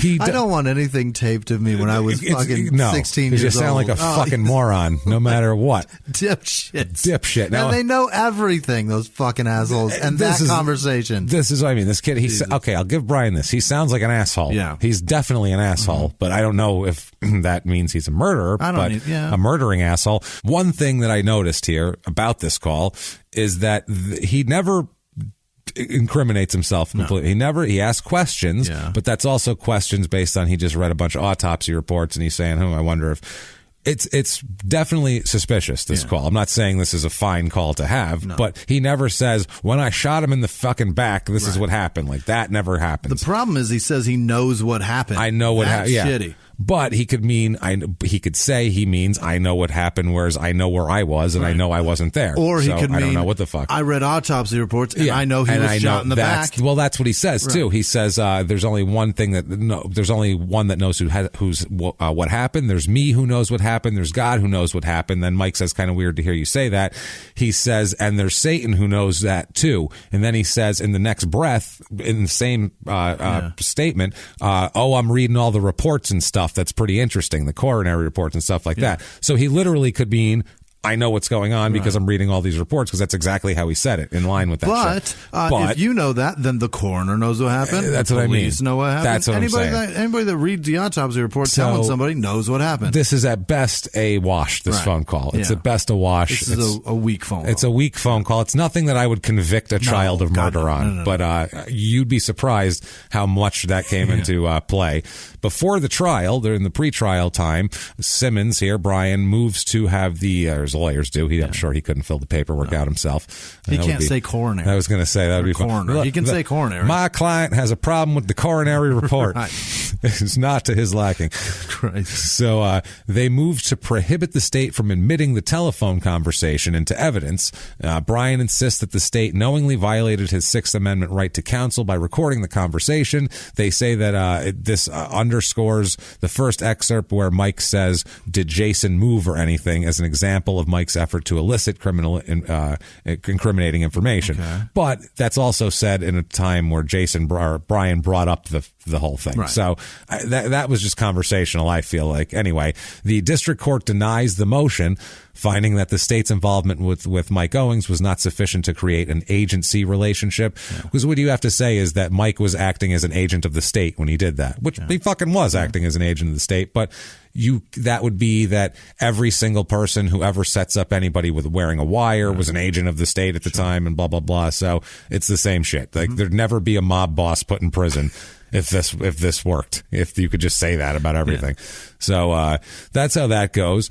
Simmons also seeks to have the district court suppress all items taken from his home, including a book on witchcraft, which the state reads excerpts from in court to say that he's, into Satan and shit, which I fucking hate when they do that bullshit. They said that the witchcraft book was in plain view and constituted relevant evidence, so they deny that also.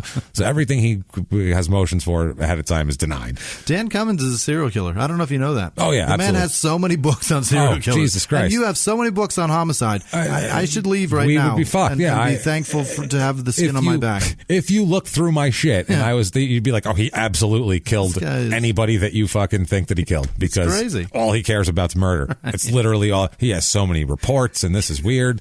Psychological. You should see what his Google search looks like. Oh, my God. This man Googled. You don't even want to know my Google search. The horrors that lie within there. Jesus Christ. Imagine that. Looking through your history and seeing the shit that I have on there. Autopsies. Crime scene footage of teenage rape and murder. James has it. I've seen it. He's got pictures. Old ladies. Screenshots. That's fantastic. Yeah. Just what I always wanted. But if I don't know that, then I can't make jokes around that, Jimmy. Right. So we have to know where the line is. So thank God this podcast can be found by police. No shit. Yeah. We didn't do it. We swear.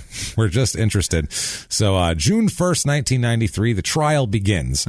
Okay, now the Kopach's father, Jason's father, says he didn't know that Brian Simmons was involved in Satanism.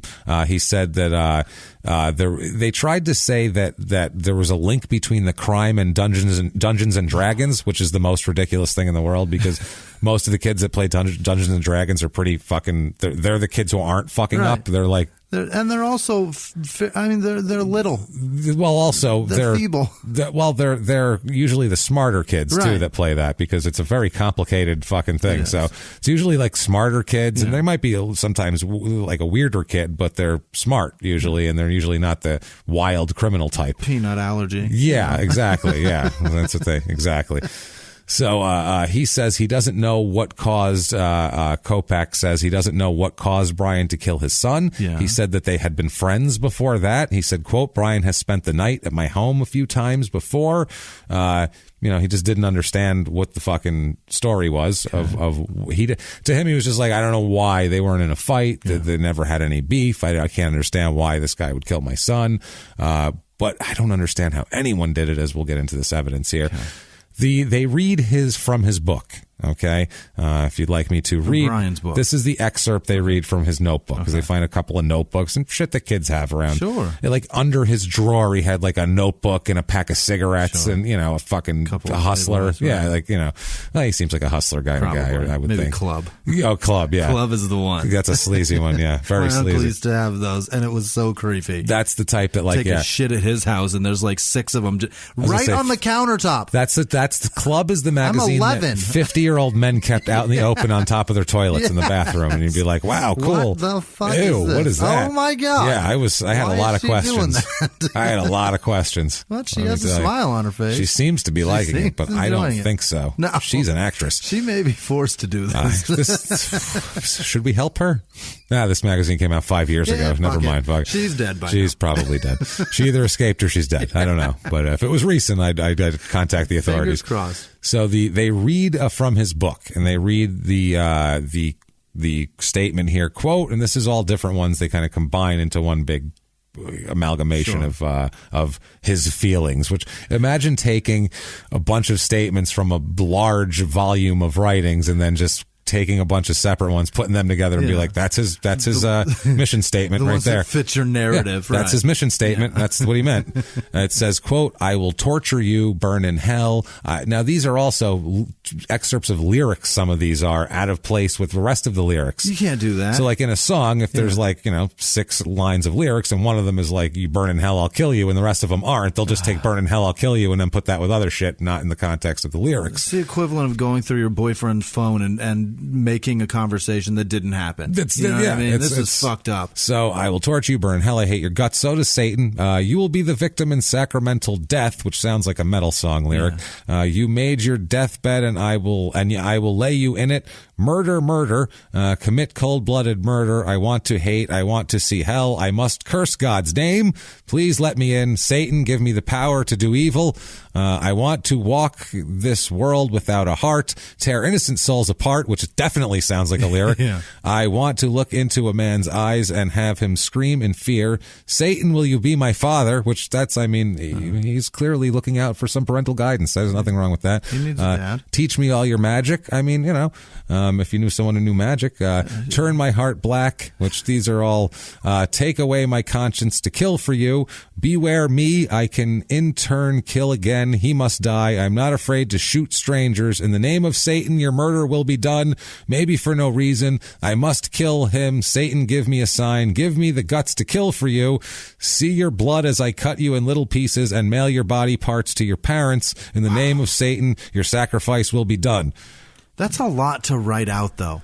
It's a lot. You know what I mean? But this Even if you cull that from a huge catalog of writings. Well, it was like 3 spiral notebooks that they found. That's a lot of horrible things to write down. It's a bunch of satanic fucking horseshit teenager bullshit, dumb. Which, like I said, you could take that in multiple ways. You could take that as those are his thoughts. You could take that as he felt like writing some shit down. Yeah. You could take, there's so many fucking ways to take this. But if his buddy found those and if there's no crime and your friend is just over and reads that stuff, you're being made fun of forever. Like that, you're never living down. I want to walk this world without a heart. Yeah, that's not even possible, Dick. No, hey, listen, we got to talk anatomy. Didn't you read the coronary report? What's fucking wrong with you, bro?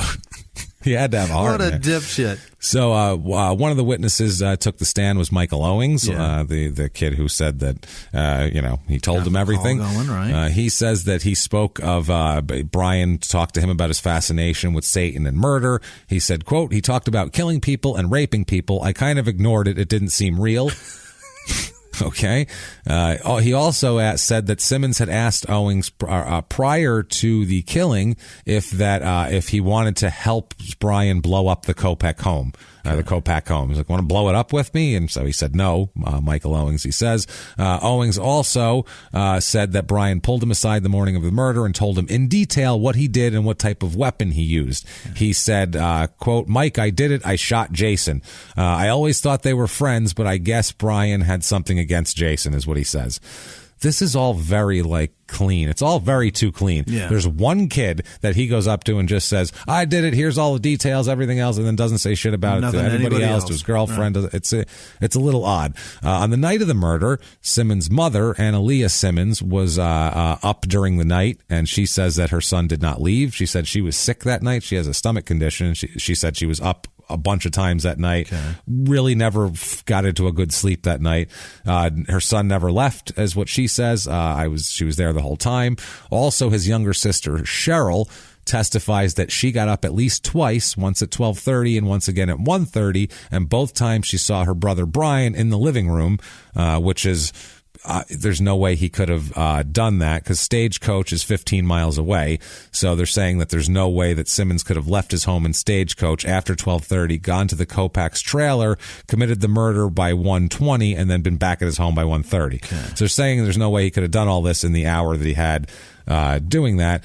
The other part of it is that there's a lot of snow evidence that doesn't add up in the favor of him doing this, of there being any way for him to do this. One of the things is a testimony of a woman named Sonia Sachs. She's a cook at the Dayton schools. This is what I mean. If we were NPR or something, we'd go to this fucking town, talk to all these people, and this would be a 10-part series because there's so much here. This is deep. This shit is deep. The Sonia Sachs, she's a cook at the Dayton schools. She testified she was the first person to arrive on the morning of February 24th at the school. This is where Simmons said that he told Mike, or Mike says that Simmons told him that he parked his mother's car there while he committed the murder. Okay. He said he drove to the school, parked his mother's car there, and then walked to go do the murder. Okay. Somehow got in with one set of footprints right. And all that sort of thing. But Mrs. Sachs, the Sonia Sachs, testifies that she saw no tire tracks in the snow at the place where Mike said that Simmons told him he parked his mother's car on the night of the murder. There was no if you park a car when it's snowing, when you leave, there's an indent where there's less snow because your car was over it. And also there's fucking tire tracks. And she said fucking mud that comes through the snow. That's all that shit. Yep. She said there was no tire tracks. There was no indentation of a car being parked. There's no tracks in or out. Nothing. She was the first one, fresh, clean, beautiful, pristine snow. Snow there. So that's an impossibility that he definitely didn't park the mother's car there because that's not possible. And as much as that's a great argument for he didn't do it, it also could be he could have parked somewhere else. He lied to Mike. That's the other thing. He's a murderer, could also be a liar. You never know. This is what I mean. They're generally not far off from each other. That's the thing. I found that. And it's this is so Adnan type, you know what I mean? It's like, well, maybe she was in the trunk. Well, maybe Jay was telling the truth, but then why would she? Wasn't. Maybe he's who the fuck knows? There's as much chance that this is true as that's true. Yeah. So she saw none of that shit there. Because of the timing of the murder in relation to the snowfall, the tire track should have been observable, obviously. Absolutely. Here, they would have been left and she would have seen that. So this is a problem for this. The defense and later on a judge in an appeals court will call this the, quote, snow problem. Which there's several of them. Okay. There's also the prosecution places a lot of reliance on a drawing that was found in Simmons' school locker. Okay, the student told law enforcement people that Simmons had drawn him a map of a residence that he planned to burn down. This was 5 or 6 days after the student made the statement to the police. They searched his school locker and they found that the lock was unsecured, and also that several people knew the combination to the locker. Well, that doesn't help. So if you search something 6 days later, anybody could have put anything in there that doesn't belong to him. It was never secured. It wasn't even fucking locked. Yeah, it wasn't secured. You can't. It's not valuable to you if it's not secured. Doesn't mean anything. But they finally do search it anyway. This is 3 weeks after the murder, so God knows what the hell was put in the kid who's in jail for murder's locker. If everybody knows it, are you fucking kidding me? They recover, police from the locker, a crude drawing of a rectangular object, which they they claim to be the floor plan of the Kopech's trailer home. It's just a rectangle. You don't have to draw that. No. I'm going to burn, see that rectangle? I'm going to burn the rectangle, and then it goes up in flame. You can just say that. You don't have to draw that out. It's not complicated.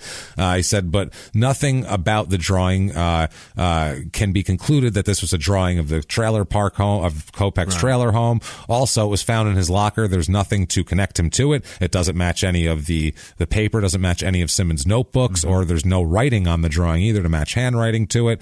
The locker was unsecured for 5 or 6 days. Even if they could establish that Simmons had drawn a map of some kind of trailer home, that doesn't mean that he killed anybody.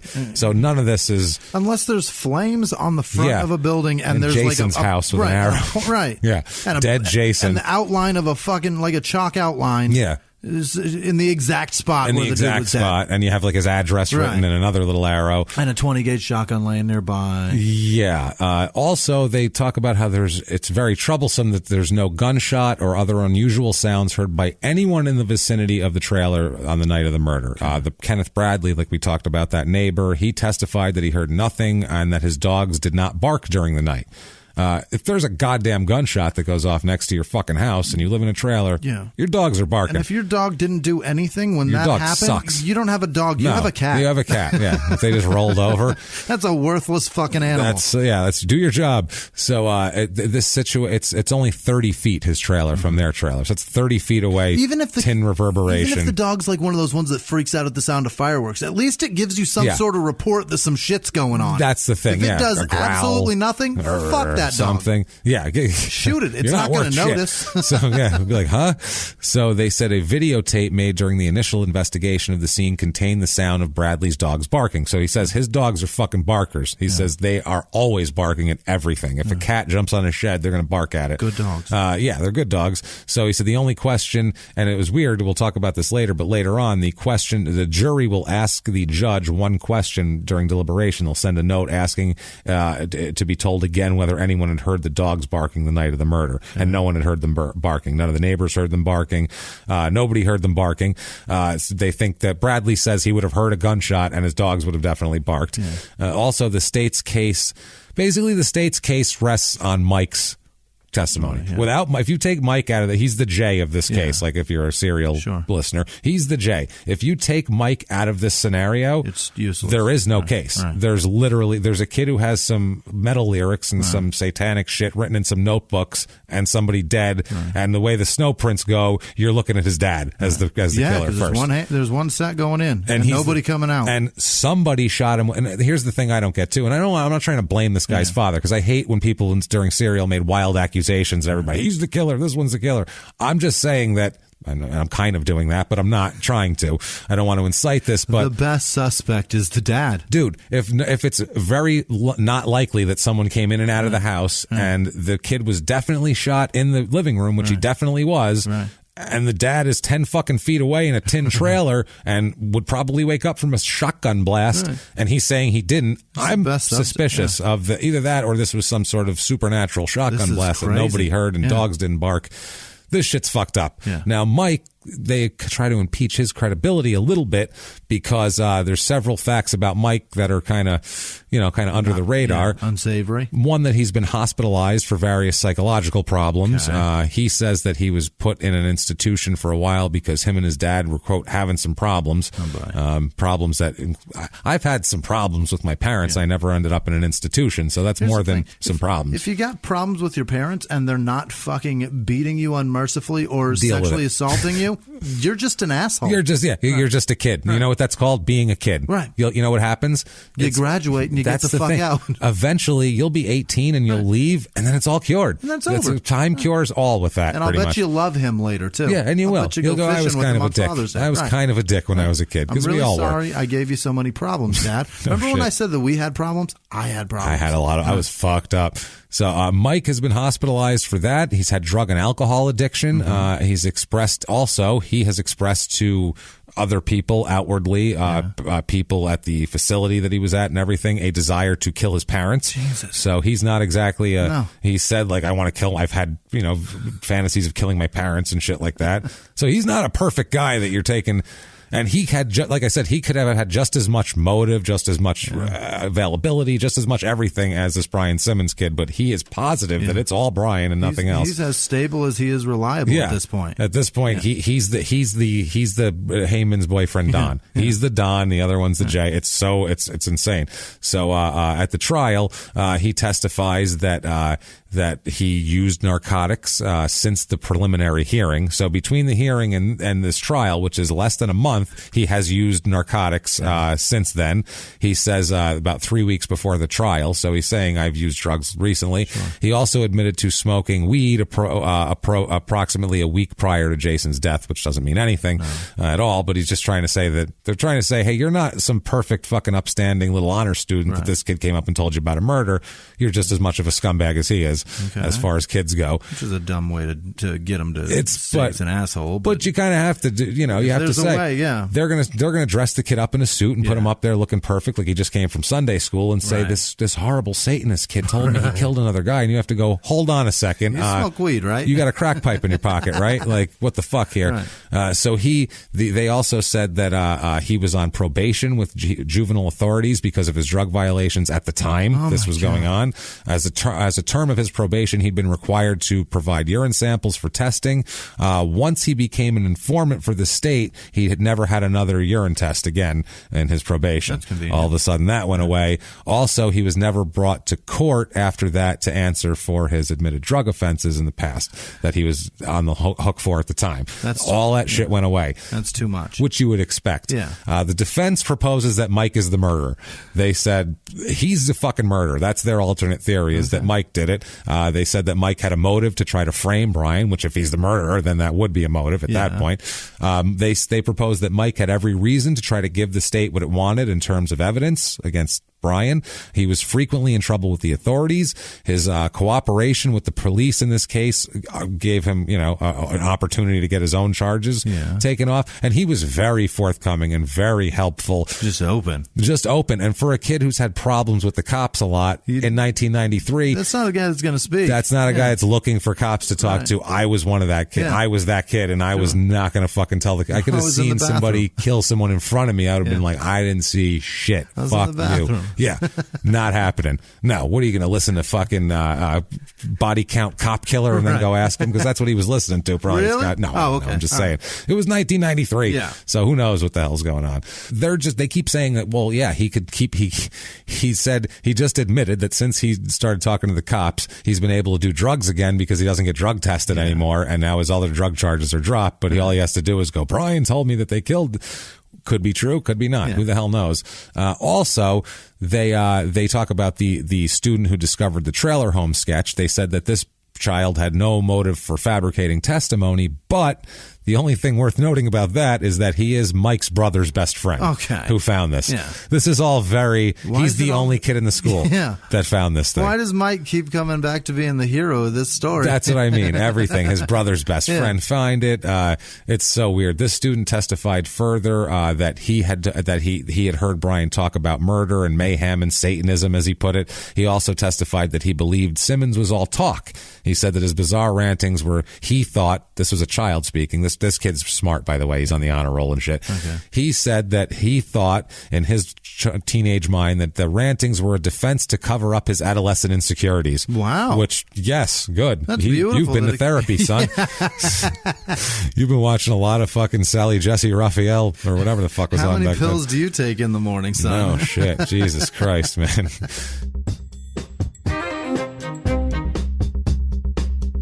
And now back to the show. Hey, everybody, if you like this show that you're listening to here, then check out the Steve Austin Show each Tuesday and Thursday exclusively on Podcast One. Join the Pro Wrestling Hall of Famer and action movie star as he shares tales from his new life, unbelievable past adventures, and covers all the happenings in the pro wrestling world. So don't miss the Steve Austin Show each week on Podcast One. And also, remember to rate and review. And now back to the show. Now, one more thing. Simmons' younger sister testifies that she saw Simmons, like we said, between 12:30 and 1:30. They also said that if her story the defense says if her story could be accepted, there's no way that he could have done all this killing. Yeah. But they also say that Cheryl gave 4 different versions of her observation of her brother, which isn't good. Her first story was that she did not get up at all she said, I didn't get up at all. Then she said that she could possibly have seen him during the time. And then under cross-examination, she said that related her second and third versions, which included that she told a friend that she got up at 2 a.m. to get something to eat, and then she said that she saw her brother at 1:30. So she said she got up at 2, and then she said she got up at 1:30. And then on a redirect, she delivered her fourth story, which was that she was up at 12:30 and at 1:30 and saw him on both occasions. So we don't know what the fuck she saw. Who knows? Basically, the defense is saying the fourth one sounds good, and the prosecution's going whatever. Any of the rest of them are good for us. We're good with that. So who the fuck knows here? I wish the fifth one should have been like, I stayed at a friend's house that night. I wasn't even home. I didn't see shit. I don't know anybody. Late. I don't know. Who's Brian again? I have a brother? I'd love to meet a brother. Wow, that sounds awesome. Oh, he's in jail? Shit. So they said that they said that she says she got up to put her hamster in the hamster den and then got a drink of water. Gross. And then she said she had got something to eat earlier. Also, it's a school night, so the prosecution's trying to relay like, hey, all this is happening on a school night, so all this is she probably slept through the night. Yeah. And they were that is weird that there's so much on a school night. There's all these people are up at 1:30 in the fucking morning. Everybody's up all the time. Good God. Brian testifies in his own behalf here. Yeah, I mean, I don't know. You probably have to. May as well. Plus, he's kind of cocky, too. I think he was like, I want to tell my story. Yeah. They said he was calm and composed and expressionless, which I don't know if that's the best way to go. No.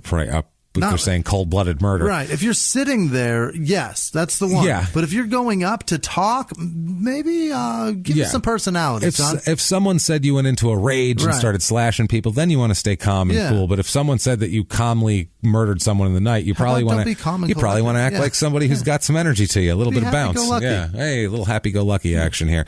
So he said, he acknowledges, Brian does, that he has told other students that he was interested in Satanism. Yeah. He said that he's described by other people, think he's shy, and other people have testified in the trial that he's a shy kid, and he talks about Satanism, and other people besides that one kid have said, well, everybody thinks it's just a defense mechanism because he's super shy. Yeah. So it's like, no, I have something. Look, you should be afraid of me too, like everybody else. So that's the other thing. He said that it's a means of appearing weird, so other people would leave him alone and not fuck with him, which was another thing that you do when you're a teenager. If you don't have a lot of friends, and if you're not real tough, you act crazy, so no one's like, what do you do in jail? Like, I'll act crazy so nobody fucks with me. Like, that is very strange that jail is very much like high school. It's exactly like high school. Maybe that's what they call it when you're off to college. Yeah, no shit. Yeah, when in the mob, when you're in the... It's so weird that, they're training you to be okay with institutionalized horseshit. Sorry, I have a problem with all systems and institutional craziness. At minimum, it's interesting. Yeah. Even if it's not a conspiracy theory that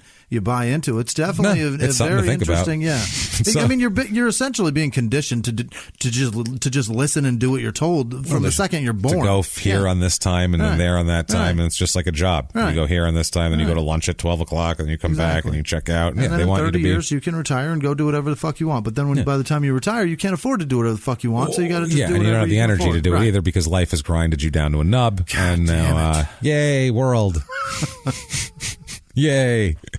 So and round we go. Have goals, guys. Come on, because they don't fucking matter. That's everybody have. Hey, small town murder. Yeah. Have goals because they don't fucking matter. So don't bother. Have them, but then ignore them. Right. Yes. Have them and then don't achieve. Don't achieve a thing. You'll just be disappointed in yourself. So also, Brian denies any connect. He said that he never had a hit list. He said that they never found a written hit list. Yeah. That's just what Mike Owings said that he said he had a 5-man hit list and one of them was gone. Brian said, I never had a hit list. I don't know what the fuck you're talking about.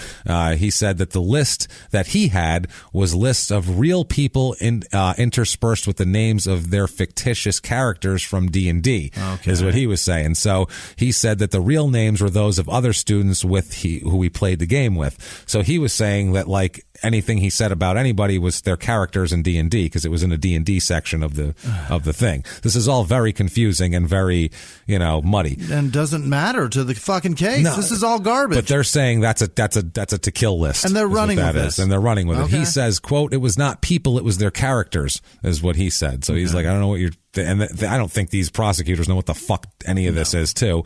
He also denied telling other students that he wanted to kill Jason at any time. He's saying it was only Jason's Dungeons and Dragons character that he intended to kill, because that makes sense. Okay. The other students either misunderstood him or were lying, he said. Which, it sounds like it's so full of shit, and then it also sounds like, fuck. It's possible. Like, why would Jay make all that up? But then again, it sounds like he's making all that up. So it's the same. Mike is fucking... It's so weird. Mike is Jay. It's fucking crazy. So, and Dad is Don. For sure. You can say. It's just the weirdest shit. So, that's all they concentrated on. They concentrated a lot on the Satanism. In his opening statement, the prosecutor talked about Satanism, introduced the spiral notebooks. Brian admitted to having copied from a book in which witchcraft assorted curses and satanic evocations and ways to call up demons. So he copied... All that shit was literally copying out of a book into your book. He's just, that's it. It's so he would have that, and then he could maybe freak another kid out by having a thing. It's like having a fucking Ouija board, but next level. Right. Also, let's go back to the murder. Where are the fucking raven's claws and chicken's feet and fucking penistars drawn in blood? None of this also makes blood trails, trails in snow, theories of the crime that don't fucking add up. None of that means any of this shit. Doesn't mean this is what was the distraction, though. Yeah. And everybody, too, like letters to the editor in these local papers were all like, well, all the kids now are into the Satanism and this is what's happening and we got to nip it in the bud. And this is the exact same time as the West Memphis 3 when that was going on, where they convicted those kids who didn't do shit because they listened to fucking music and they were the same kid as this kid. That was just Metallica, wasn't it? That was just Metallica and other shit, but they were the same kids, though. These are all the same kids. They're that kid. They're the weird kid that 1993. Yeah, especially, Jesus Christ. Especially then. By 93, they were commercial and they were people your parents listened to. Kill 'em all is long gone by it's not ride the fucking lightning at that point. So,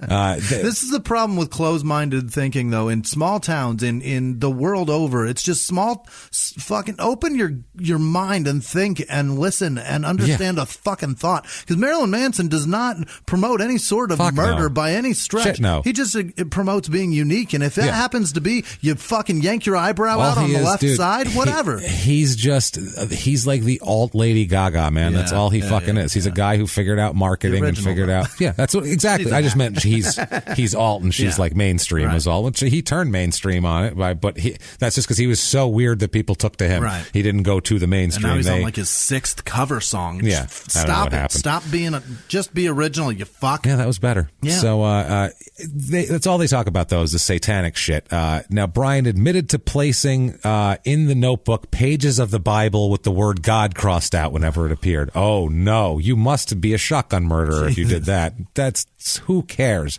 Honestly, bananas. It's so stupid. But in that notebook contained, I guess, the writings that appeared. They said that it appeared original and not copied. That's what the prosecutor said. Okay. Which is.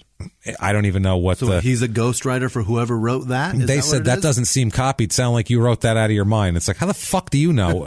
I know what's in every book on earth, so I know you didn't copy it. He said to Simmons, the prosecutor said, quote, "You ask for the ability to kill. Later you're saying you want to kill. In every case, you're directing these requests to Satan," which is fucking funny. Simmons acknowledged he had written those statements, but he said it doesn't mean anything. Right. Another testimony, his parents, Simmons' parents, Stephen and Analia, said they believed their son was home all night the night of the murder. Because both said they saw no evidence. They said when they went out to the cars in the morning, there was no footprints, and both cars were equally covered in snow with no tire tracks indicating that anyone had taken the cars during the night.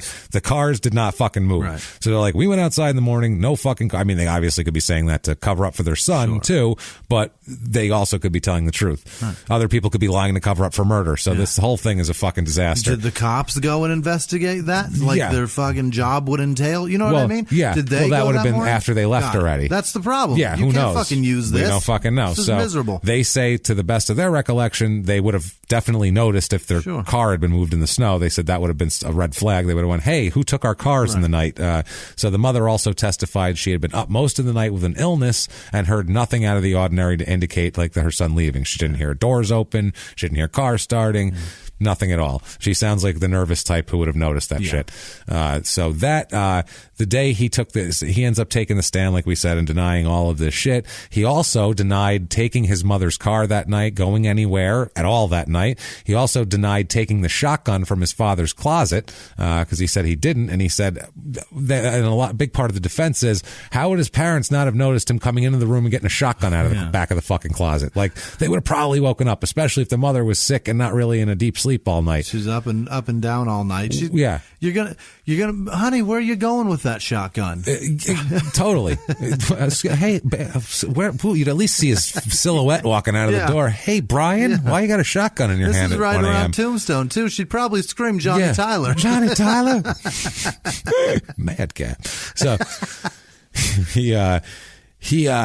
Brian said that the statements that people have made against him were either misunderstood or they're lies, and he just said it's all D&D. Anything that you think is murder is D&D. Yeah. He said the last time he used his father's shotgun was in January, the 20 gauge in question. He said he only shot it once, and since he couldn't remove the expended cartridge, it was stuck in there, jammed. That he didn't end up using it again. Yeah, never got fired again. He said one of the other weapons removed from his home was a homemade pipe bomb, which he stated was to be used to blow up some rocks behind his home, which, like I've stated before, when I was like 13, we used to blow shit up. All the time. Nothing bad. Constantly. But it was shit, just a bunch of rocks. Hand. Cool. Boom. Your hand. That was less intentional. That sort of thing. So that's not, and he didn't use the pipe bomb to kill the kid. So, whatever. That's right. Was the kid exploded in the trailer? No, he was shot with a shotgun. That's the thing. Right. And also during the cross-examination, you can tell this is how a prosecutor would never say this to an adult on the stand. He said to Simmons, quote, "Do you want to end this right now? Do you want to tell us what really happened?" Like, they never say that to an adult, because an adult would go, fuck you. Fuck you talking about, fuck you, man. Which this kid said, quote, "I already have." So he held his ground there. They keep bringing up the Dungeons and Dragons game, which I think is fucking nuts. Dungeons and Dragons is not murderous. This may be the only case that Dungeons and Dragons is used as like a motive. Yeah. It's fucking crazy. Yeah, it's so stupid. He said that he never told because there's also rumor that he told Jason's girlfriend that he was going to kill Jason, but he says it's about his D&D character. It was about everything. Holy shit, man. Simmons also said that Mike Owings and Mike Boheimer were two of the main witnesses against him for the prosecution, were lying during their testimonies, that sort of thing here. So Loomis asked about the statements he made in a taped conversation, one of which is simply, quote, this is what he said on one of the things. I saved this for the end. This sounds terrible for Brian Simmons. He said, quote, "I'm innocent under Brian's law," which I don't know what that is, but you can't make up laws and say you're innocent under them. I know that's bad, and that does not sound good. That's what he said on tape. On tape, but that could also be fucking... Because Brian knows the truth, and I didn't do it. And it could also just be bluster, arrogant. He was like, "I'm getting out tomorrow." Like the whole thing was a fucking acting like it was a joke. Whether he was serious or whether he thought it was a joke, he was putting out that he wanted it. That's what the image he wanted to set forth. In the closing argument, the state used the conversation to depict Simmons as a threatening and anxious to inflict punishment on people who conspired to put him in jail. The phone conversation. He's saying that was him saying he's going to lash out at people. He also said the state said to the jury, quote, "Is that tone you heard on that conversation, is that consistent with an innocent boy wrongfully accused of a serious crime? Absolutely not. That tone is consistent with a person who has committed a murder and is doing everything he can do to desperately work his way out of it." I didn't get either one of those. No. I didn't get innocent boy, and I didn't wrongfully accused, and I also didn't get hardcore murderer who's working desperately to get out of it. I just got teenage boy that doesn't know shit about the law. I got 2 jerk-offs talking on the phone who are 15 fucking years old, and all 15-year-olds are idiots. Yeah. It's just the way it is. So, sorry if you're 15. If you're listening to this and you're 15, you're probably actually not an idiot. Right. You're probably a pretty fucking cool 15-year-old. You're probably trying really hard to not be these kids. Yeah, you agree with us. Right. You agree with us. I got guy that tapped into the phone lines and was like, fuck, I'm listening to this now. I'm trying to catch somebody's phone fucking. I wanted to hear some whacking. I wanted to hear I wanted to catch a housewife doing something rubbing one out on the kitchen table behind her husband's back. That's what we want. Instead I caught these 2 assholes talking about Dungeons and Dragons. This is boring. Yeah, this is stupid. So June 13th, 1993, the verdict is read. Oh boy. That's the verdict day. Like we said, the jurors submitted a note to the judge asking, did anyone hear the dog barking that night? And the court said no. They gave him an answer of no. The court discussed the question with the counsel, and they all agreed that they wouldn't answer them, though, about it. They just said, basically, whatever you remember is fine. So they didn't tell the jury, when the jury asked about the dogs, that was the only question they had. One question. They had one while they deliberated. They sent one note. And then usually they send a lot of notes. Hey, this little thing. Hey, did we clear that up? Did we get this straight? They want to get it straight. Yeah. They sent one. Did anyone hear dogs barking that night? And they said, we can't tell you. We can't answer that. You have to go back and look through the testimony. What is this, a test? That's what I mean. This is a kid's life, goddammit. It's fucking so stupid. So they didn't do that. The jury deliberates for 90 minutes. Jesus. 90 fucking... Dude, it takes 90 minutes to fill out the paperwork and a murder trial. It literally does. Relying on memory of whether or not the dog barked in 90 minutes. There's no discussion. There's no discuss. You don't have time to discuss in 90 minutes. Literally, that's time for a vote and quickly to fill out the paperwork and say we're done. That's fast. In 90 minutes, they find him guilty on all charges. Wow. That includes That includes first-degree murder. That includes with use of a weapon, burglary, this, that, all sorts of shit. They find him. It's fucking nuts. 7 men, 5 women, first-degree murder with use of a deadly weapon, also guilty of burglary and possession of an explosive device. Wow. This is fucking in an hour and a half. That's some small-town justice. Yeah, I would say.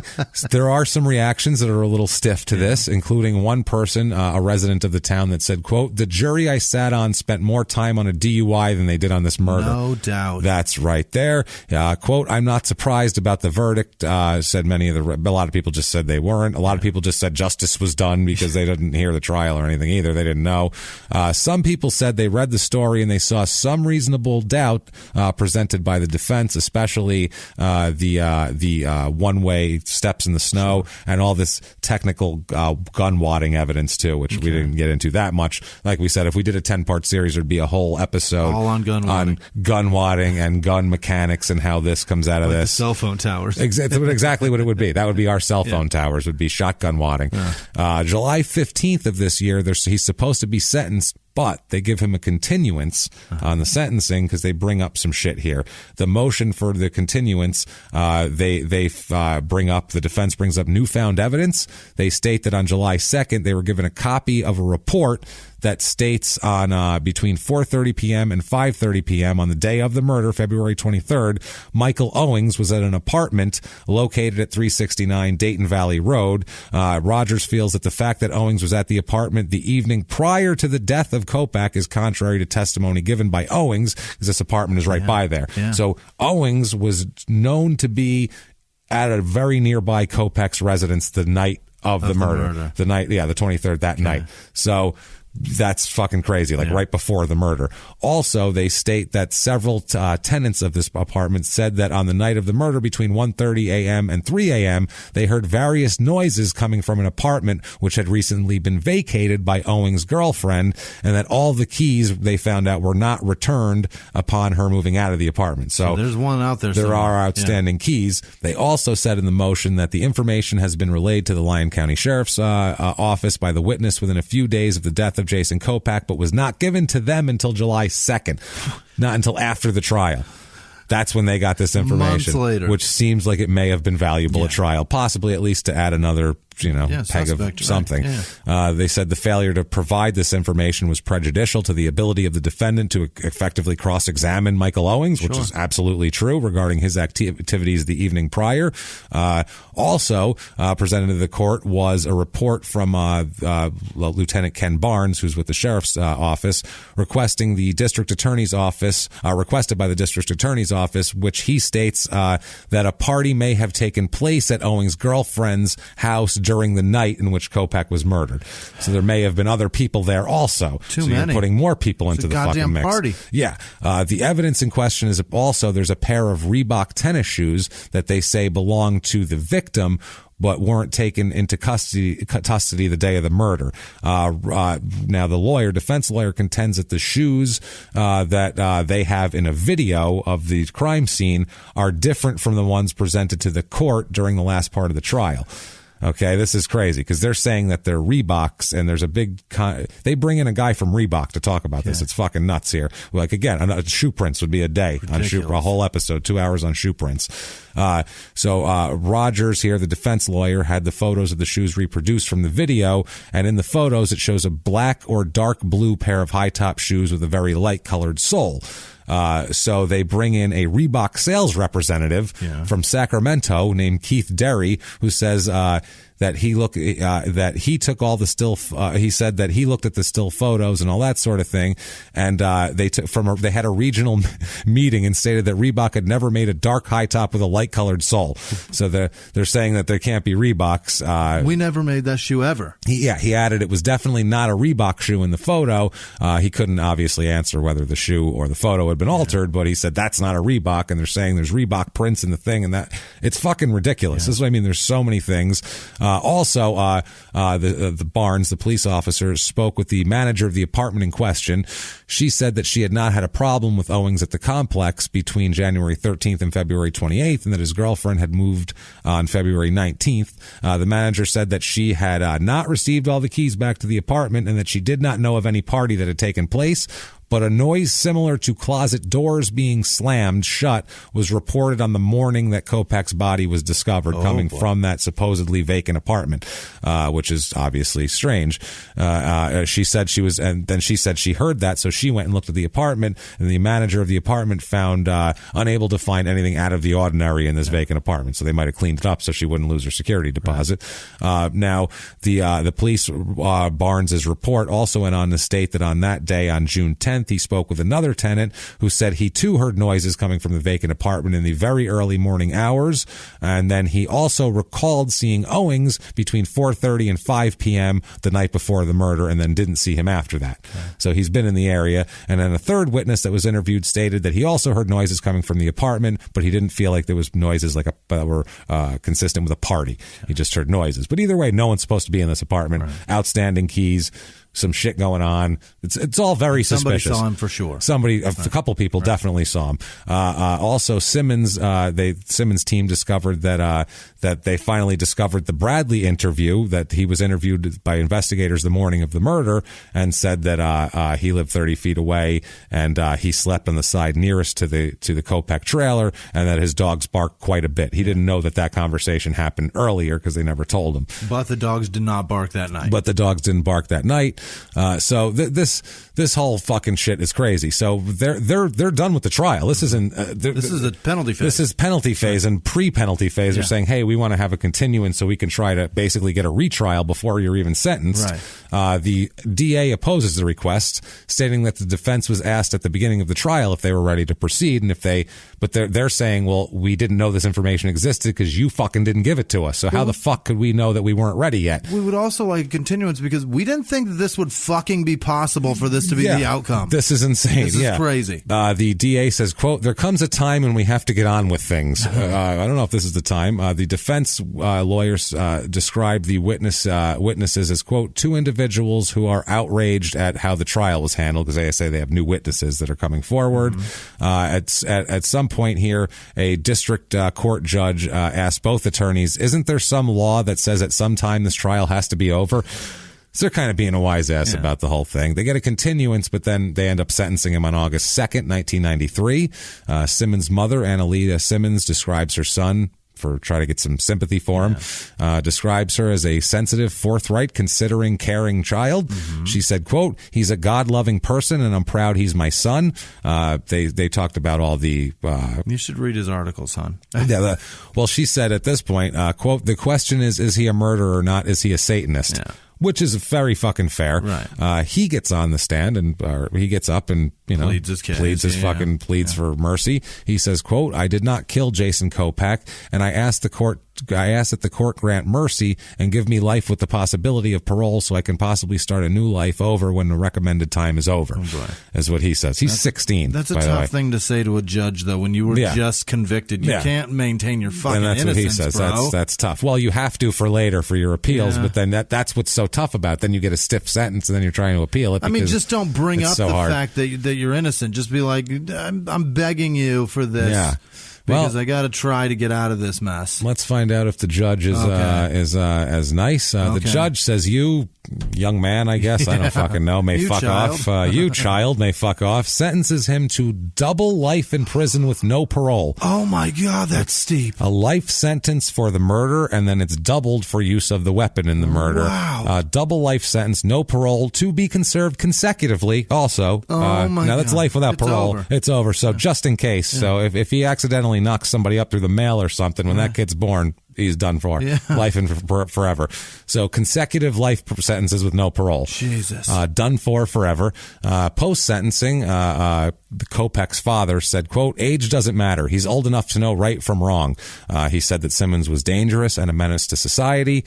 And before delivering the sentence, by the way, the judge read excerpts from his writing, including the choicest from that excerpt I told you about before with all the Satan shit. And then he sentenced him. That was like his reason for sentencing. He reread that. He reread it to tell everyone that that's why he's getting a lot, is because of that. So fucking nuts. It was the first murder case brought to court in Lyon County since 1972, which is fucking wild. 21 years? 21 years, and it was this judge's first murder trial in this county. Okay. So he's not used to this. He says, the judge said, quote, any life sentence in any rural county is unusual, which I guess so. So he will be evaluated, Simmons will, at the Reception Diagnostic Center at the state prison. They're going to figure out where to place him based on psychological shit, legal, social evaluation, his age. 1996 in March, he has an appeal. And on appeal, he assigns some error, obviously, on appeal. One was refusing to exclude the taped conversation between Simmons and Mike Owings. Two was admitting the book on witchcraft as part of the trial. That's so ridiculous. So fucking stupid. Yeah. And three was denying his motion for a new trial after he was convicted and before he was sentenced, that whole thing. Now, they talk about this. The state argues that Mike was not a state agent when he took the phone call from him, and incriminating statements that Simmons made to his friend were used as evidence without violating his right to counsel, because if he was an agent of the state, then Simmons would have a right to counsel, is what they were saying here. They said the state did not enter into any type of agreement with Mike or instruct him how to proceed other than tell him not to seek incriminating statements and entrap the kid, basically. They also said the witchcraft book, Simmons contends the book, Witchcraft is the name of the book, was illegally seized and should not have been admitted at trial because the book was not listed in the search warrant, and neither the plain view doctrine nor the good faith exception applies, which it does because it was out in the open and they're trying to connect it to some horse shit. That's so fucking ridiculous, man, that whole thing. Anything with a book, it's like, come on, man. Really? What a fucking Fahrenheit 451 type of life. This is stupid. It's so, there's books like we've seen where killers have had books that were like literally how to kidnap and dismember and tie up women, and then they kidnapped and dismembered and tied up women. That's a different story involved in this. That's what I mean. That it's witchcraft. So silly. Give me a fucking break here. So the state maintained also about the fact that they didn't tell the defense about that Bradley neighbor's interview the morning of the murder. And the state maintains that the Bradley statement was immaterial because evidence was presented to the jury that the neighbors heard nothing out of the unusual, and that would have been dogs barking if then the dogs were barking. So it didn't matter, which is so stupid. They talk about the blood trails, like we said, large gunshot wound. They said the blue fibers matching the blood. Everything we talked about physical evidence wise that's the scene of the death is the trailer. There's no way way he was dragged there. No blood in the snow, shit like that. They upheld the convictions of him, and that's pretty much it for him. The appeal produced, it's a 4-1 ruling in the appeal on the panel of judges here, which not even close. The majority said that Simmons had reportedly become preoccupied with Satanism, and he just wanted to kill him because of Satan. 4 of the 5 go, yeah, this was right. That's what I mean. Absolutely right. The dissenting opinion, though, is fucking fire. This dude is on fucking fire. He is not taking any shit here. I'll read some choice excerpts from this guy here. He says, this is how it should be said. Quote, Simmons' conviction of first-degree murder is based almost entirely on the testimony of his teenage acquaintance, Mike, who claims Simmons admitted to him that he shot and killed Jason Kopak. The problem with Mike's story is that under the facts as they were unfolded as trial, Mike's story is impossible. Mike claims that Simmons told him on the night of the murder, Simmons walked up to the trailer home where Kopak lived, opened the door, shot Jason with a shotgun, walked back to his parked car, and drove home. The reason that Mike's testimony cannot be true is that there was snow on the ground the night of the murder, and in fact, in a number of respects, establishes irreconcilable inconsistencies in Mike's story. As an example of such inconsistency, police investigators at the scene were unable to trace footprints made in the snow on the night of the murder, which show that some person walked into the trailer home but not walk out of the trailer home. These footprints were the only footprints in the snow that surrounded the Kopak trailer home on the night of the murder. Whoever was walking into the trailer home on that snowy night did not walk out, not at least until the morning after the police investigators completed their investigation of the pristine murder scene. This and other doubts created in my mind by the inconsistency between Mike's rendition of Simmons' confession and the physical evidence at the murder scene prompted me to make a more careful inspection of the record in this case than I might have ordinarily made. After doing this, I came to the conclusion that a jury could not have properly reached a guilty verdict based on proof beyond a reasonable doubt. And he goes on and on and on, but this guy fucking lights it up. I mean, he says the biggest problem is trying to believe Mike's story is the snow. Simmons' father testified that he brushed snow off of both his and his wife's car, as they called the, quote, murder car in the trial testimony. On the morning following the murder, both cars had the same amount of snow. This indicates that no one, including Simmons, trot out of the Kopak trailer home the night of the murder and used a car. It's really, really fucking difficult to the Reeboks. Based on the evidence that's at hand, you can't convict on this. This is crazy. The other evidential concerns that cast doubt on the truth of Mike's testimony. The investigator who first found the snow prints at the scene testified he believed them to have been laid down by Reeboks. Simmons, however, customarily wore combat boots. He wore Docs back then, not Reeboks. Mike accommodatingly testified. This is the thing. Mike had, but maybe he had an explanation for it. Mike did, which, how does he know so much about everything? He said Mike accommodatingly testified that Simmons told him that on that particular night of the murder, he happened to be wearing Reeboks instead of his usual combat boots. That would be the 50th detail. Why are you providing everything? That's Mike? what I mean. Oh, I know what that was. He told me that night he was wearing Reeboks, as a matter of fact. This is terrifying. I have a friend named Mike Owings, and I don't want to be friends with him anymore. Whether Mike's testimony about what kind of shoes Simmons said he was wearing on the night of the murder is true or not, it's very difficult to tie these footprints in any way to Simmons. Yeah. Very true.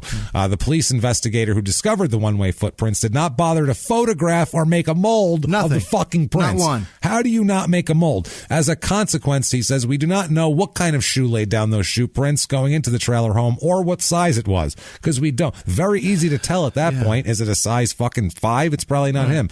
This is what I mean. They didn't even photograph it. The whole Reebok thing, they're not even They're just going with brand? They're literally going, the investigator said he thought it looked like a Reebok, and they didn't take a picture or document it or anything, and then they're going, well, that kid has Reebok, so he killed him. That guy said it looks like a Reebok. Who knows if he said that looks like a Reebok after they found his fucking Reeboks? Right. I mean, what are we doing? This is crazy shit.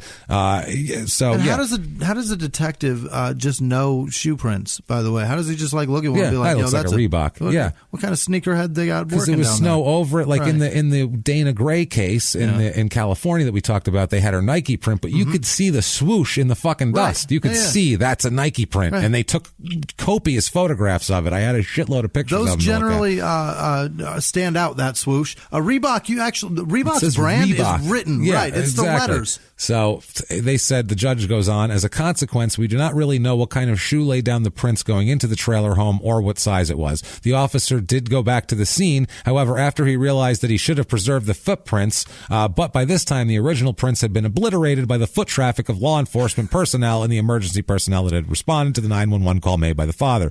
Undaunted, the investigator proceeded to approximate the footprint that he had seen in the snow, and based on his recollection, testified not only the footprints were Reeboks, but that they resembled those pair of Reeboks that they found in Simmons' bedroom. You can't do that. Bullshit. You can't fucking do that. I'm sorry. Not when life without is on the fucking table. No, it's exactly right. And strangely, he also says officers found another single Reebok lying on the floor of the victim's trailer home next to the victim's body. Okay. What the fuck? And so he owns those too. Yeah, he said, I don't know the significance of this find because the shoe print that shoe has disappeared from evidence, and it, like the shoe prints, were never photographed. None of this shit was photographed. This is small town. Inadmissible. Fucking Jesus. Right. This is why we do small town murder, because this is infuriating, and I want to kick. I don't care who killed this kid at this point. I just want to kick every one of these cops in the dick. Get your fucking shit together. In a big city, these fuckers are fired every day. Every day. Well, it hasn't happened in 20 years. They don't have procedures. They don't have routines in place. They don't go in like Bunk and McNulty on the fucking wire, and you set up here and I get that, and they just never mind. So yeah, he says it was never photographed. He said the defense has understandably been very concerned about the disappearance of that Reebok found at the crime scene, and it has about the failure of the police to preserve any of the evidence as to the nature of the one-way footprints, which is a huge sticking point in this case for everybody.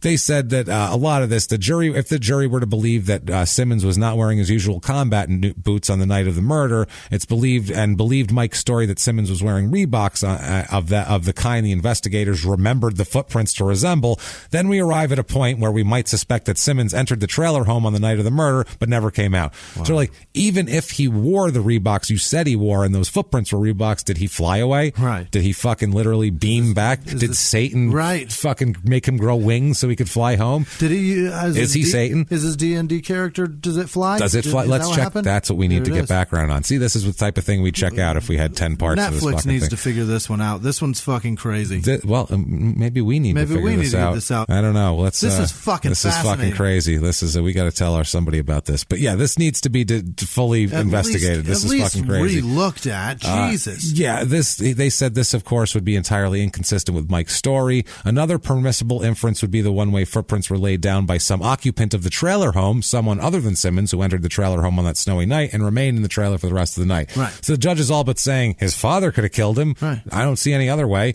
He said, quote, in my judgment, once we get rid of, and he's a judge, by the way, once we get rid of Simmons. In my ability to judge, because I'm a fucking judge. That's kind of what I get paid for. People go, how'd you get this big house? You go, I'm judging a lot of shit. Let's just say that. Fuck out of everything. I will judge you right fucking now. Bring your kid up here. Let's see if he did anything bad. So he said, in my judgment, once we get rid of Simmons' supposed confession to Mike, the prosecution's case collapses and it becomes impossible for a jury to find guilt beyond a reasonable doubt. And then he says, I'll go on to discuss other aspects of the case, which we'll talk about excessively briefly because we got to be done here in a minute.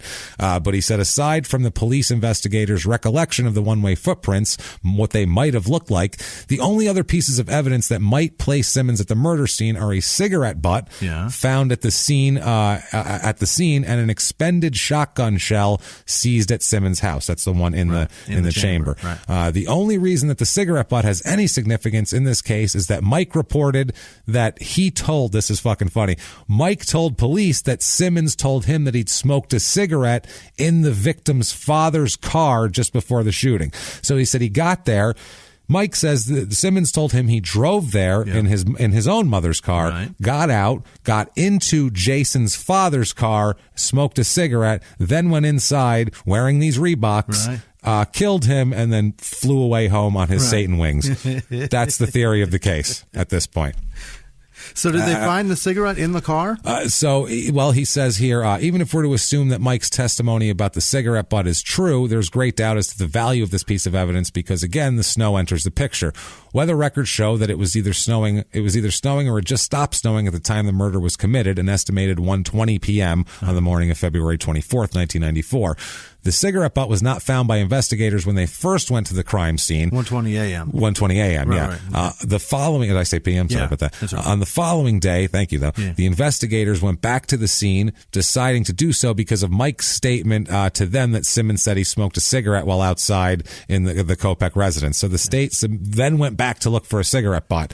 They then found the cigarette butt to do DNA testing. DNA tests revealed that 11% of the population possessed that kind of cells that were retrieved at the cigarette butt. And by the way, both Simmons and Mike Owings fall into that category.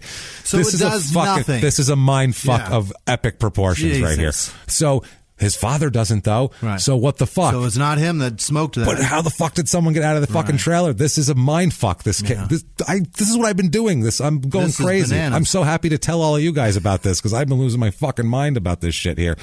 So, I mean, they talk about all this shit. They said that Simmons would have had to smoke the cigarette sometime prior to 1:20 and dropped it on the ground into either the still falling snow or the recently fallen snow. The forensic serologist who conducted tests on the cigarette butt found traces of saliva would have been removed by contact with moisture or precipitation. According to their testimony, it's highly probable that any cigarette butt dropped into the snow on the night in question would have been so saturated with water the following day that all traces of saliva and DNA would have been gone.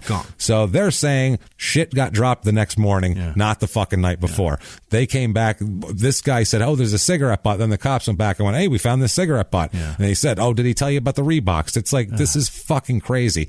I don't know. I don't even know here. There's too much that just doesn't solidify a yes. No, that's what I'm saying. There's way too much doubt. How did they convict on that? They said the DNA evidence in this case doesn't reliably place him at the scene, doesn't reliably place anybody at the scene. It's fucking nuts. The only other piece of physical evidence in the case connecting Simmons to the murder scene is a 20-gauge shotgun seized at the trailer home of the Simmons. The shotgun contained an expelled federal shell in the chamber. The evidence here, though, is also problematic. He says the shell wad recovered from Jason's body came from a factory-loaded 20-gauge shell. The primer in the gun's expended shell, however, was that of a reloaded shell. Got it. In fact, every single shell found at the Simmons home was a reloaded shell. Not a single factory-loaded shell was discovered anywhere. Oh, good thing they were cheap. Cheap as fuck, thank God. That's what I just thought, too. I was like, that father being a cheap bastard is really helping a lot. Well, it's not, because right now he's still in jail. Right. The state tried to put together a way in which non-factory primer might be found in a factory-loaded shell. However, an expert witness testified that he did not believe a primer could have come out of a factory-loaded shell and been replaced with a non-factory primer. It's not likely that Jason was killed with a federal shell, which contained a factory wad, which is not distributed to the public for reloading. Right. You can't reload those, only the factory ones, and a non-factory primer. Those two don't go together. Right. Thus, it appears highly probable that the shell in the gun seized at the Simmons house was not the one that killed Jason. Because a shotgun does not leave distinctive markings, no ballistics for that, the way other kinds of guns do. Slug. Yeah, you can't. Right. Yeah, just that's why Omar uses fucking shotguns. Omar. That's what he says. That's a smart why. Yeah. So you can't be tracing my pumpkin balls, is what he says. Oh, fuck around. That's clever. That's clever. He's a clever motherfucker. So no ballistics. The judge says, quote, what we are left with then is the fact that Jason was killed with a 20-gauge shotgun shell and that the 20-gauge shotgun was seized at Simmons' home. But the shell that was in the gun was almost certainly not the shell that expelled the projectiles that killed Jason. Yeah. So what the fuck? And one more fact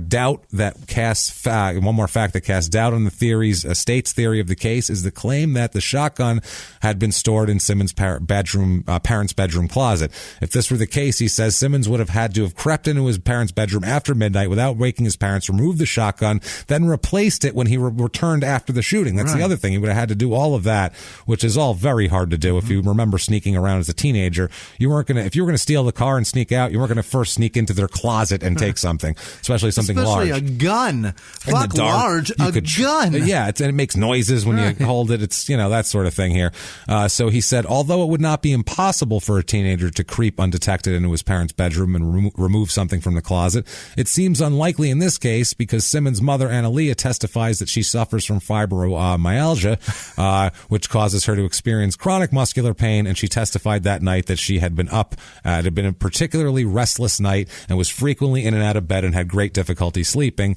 It's unlikely, given her fitful condition, that he would have been able to get a shotgun out without his wife noticing.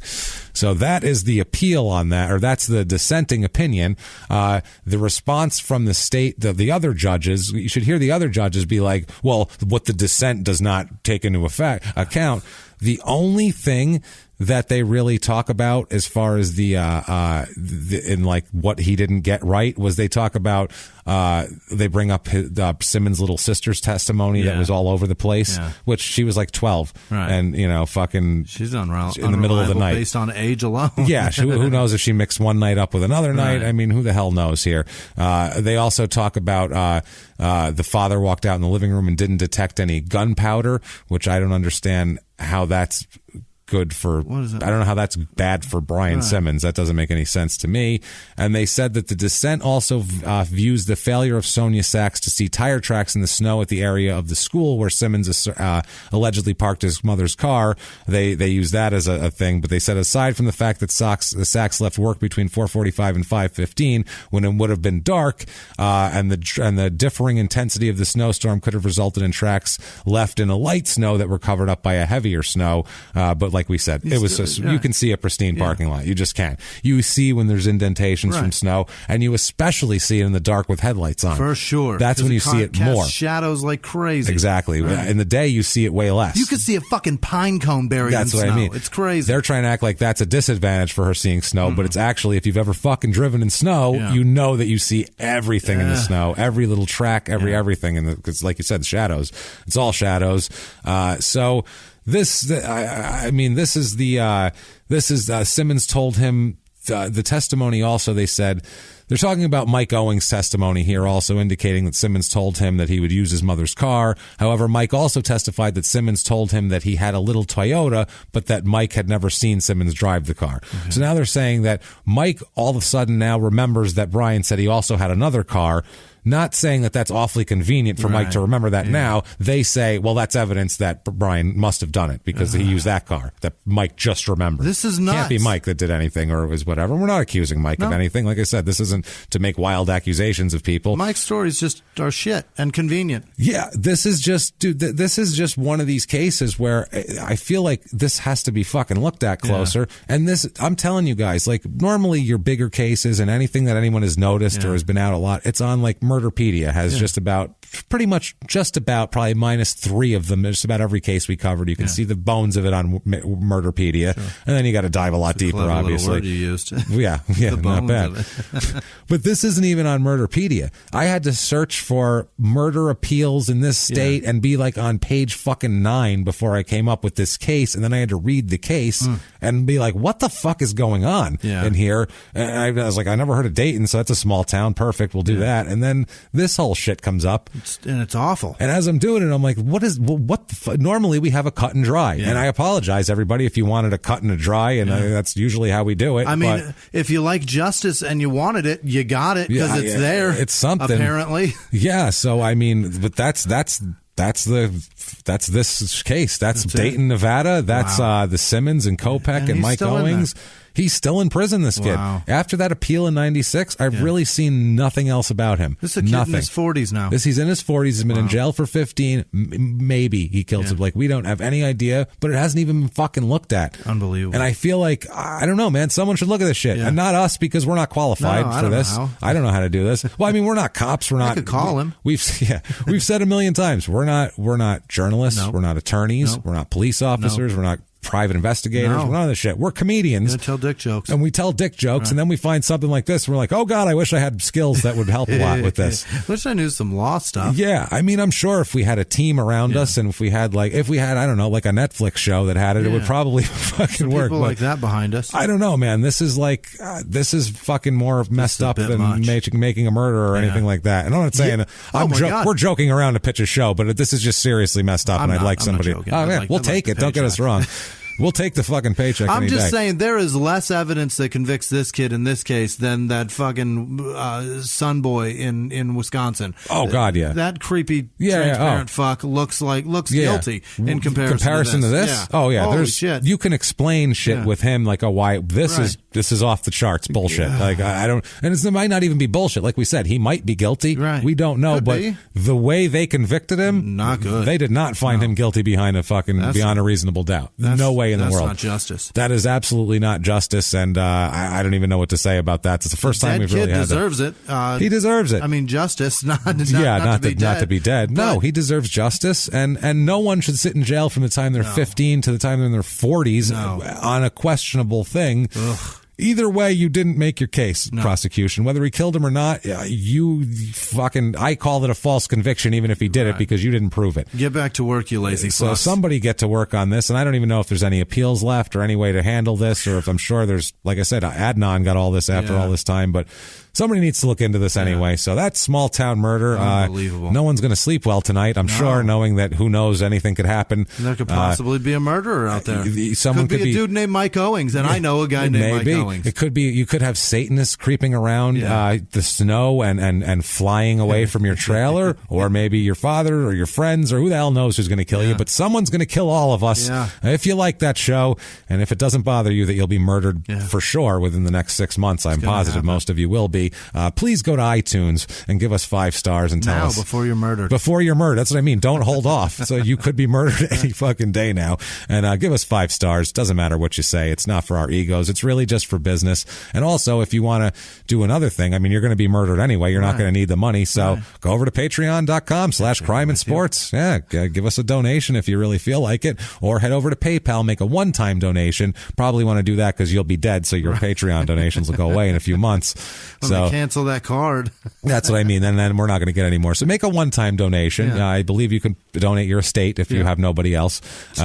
Do that over at PayPal using our email address, which is crimeinsports@gmail.com. You can find Small Town Murder all over social media, at Murder Small on Twitter, Small Town Pod on Facebook, at Small Town Murder on Instagram, all over the place. Or make it easy on yourself, and you can go to all these places in one spot by going to shutupandgivememurder.com, where you can see everything. You can buy merch. You can follow us on social media, make donations. It's all right there. And you'll be looking for our tour dates, which we will be announcing the dates next week. Yes. But obviously today we gave you the cities.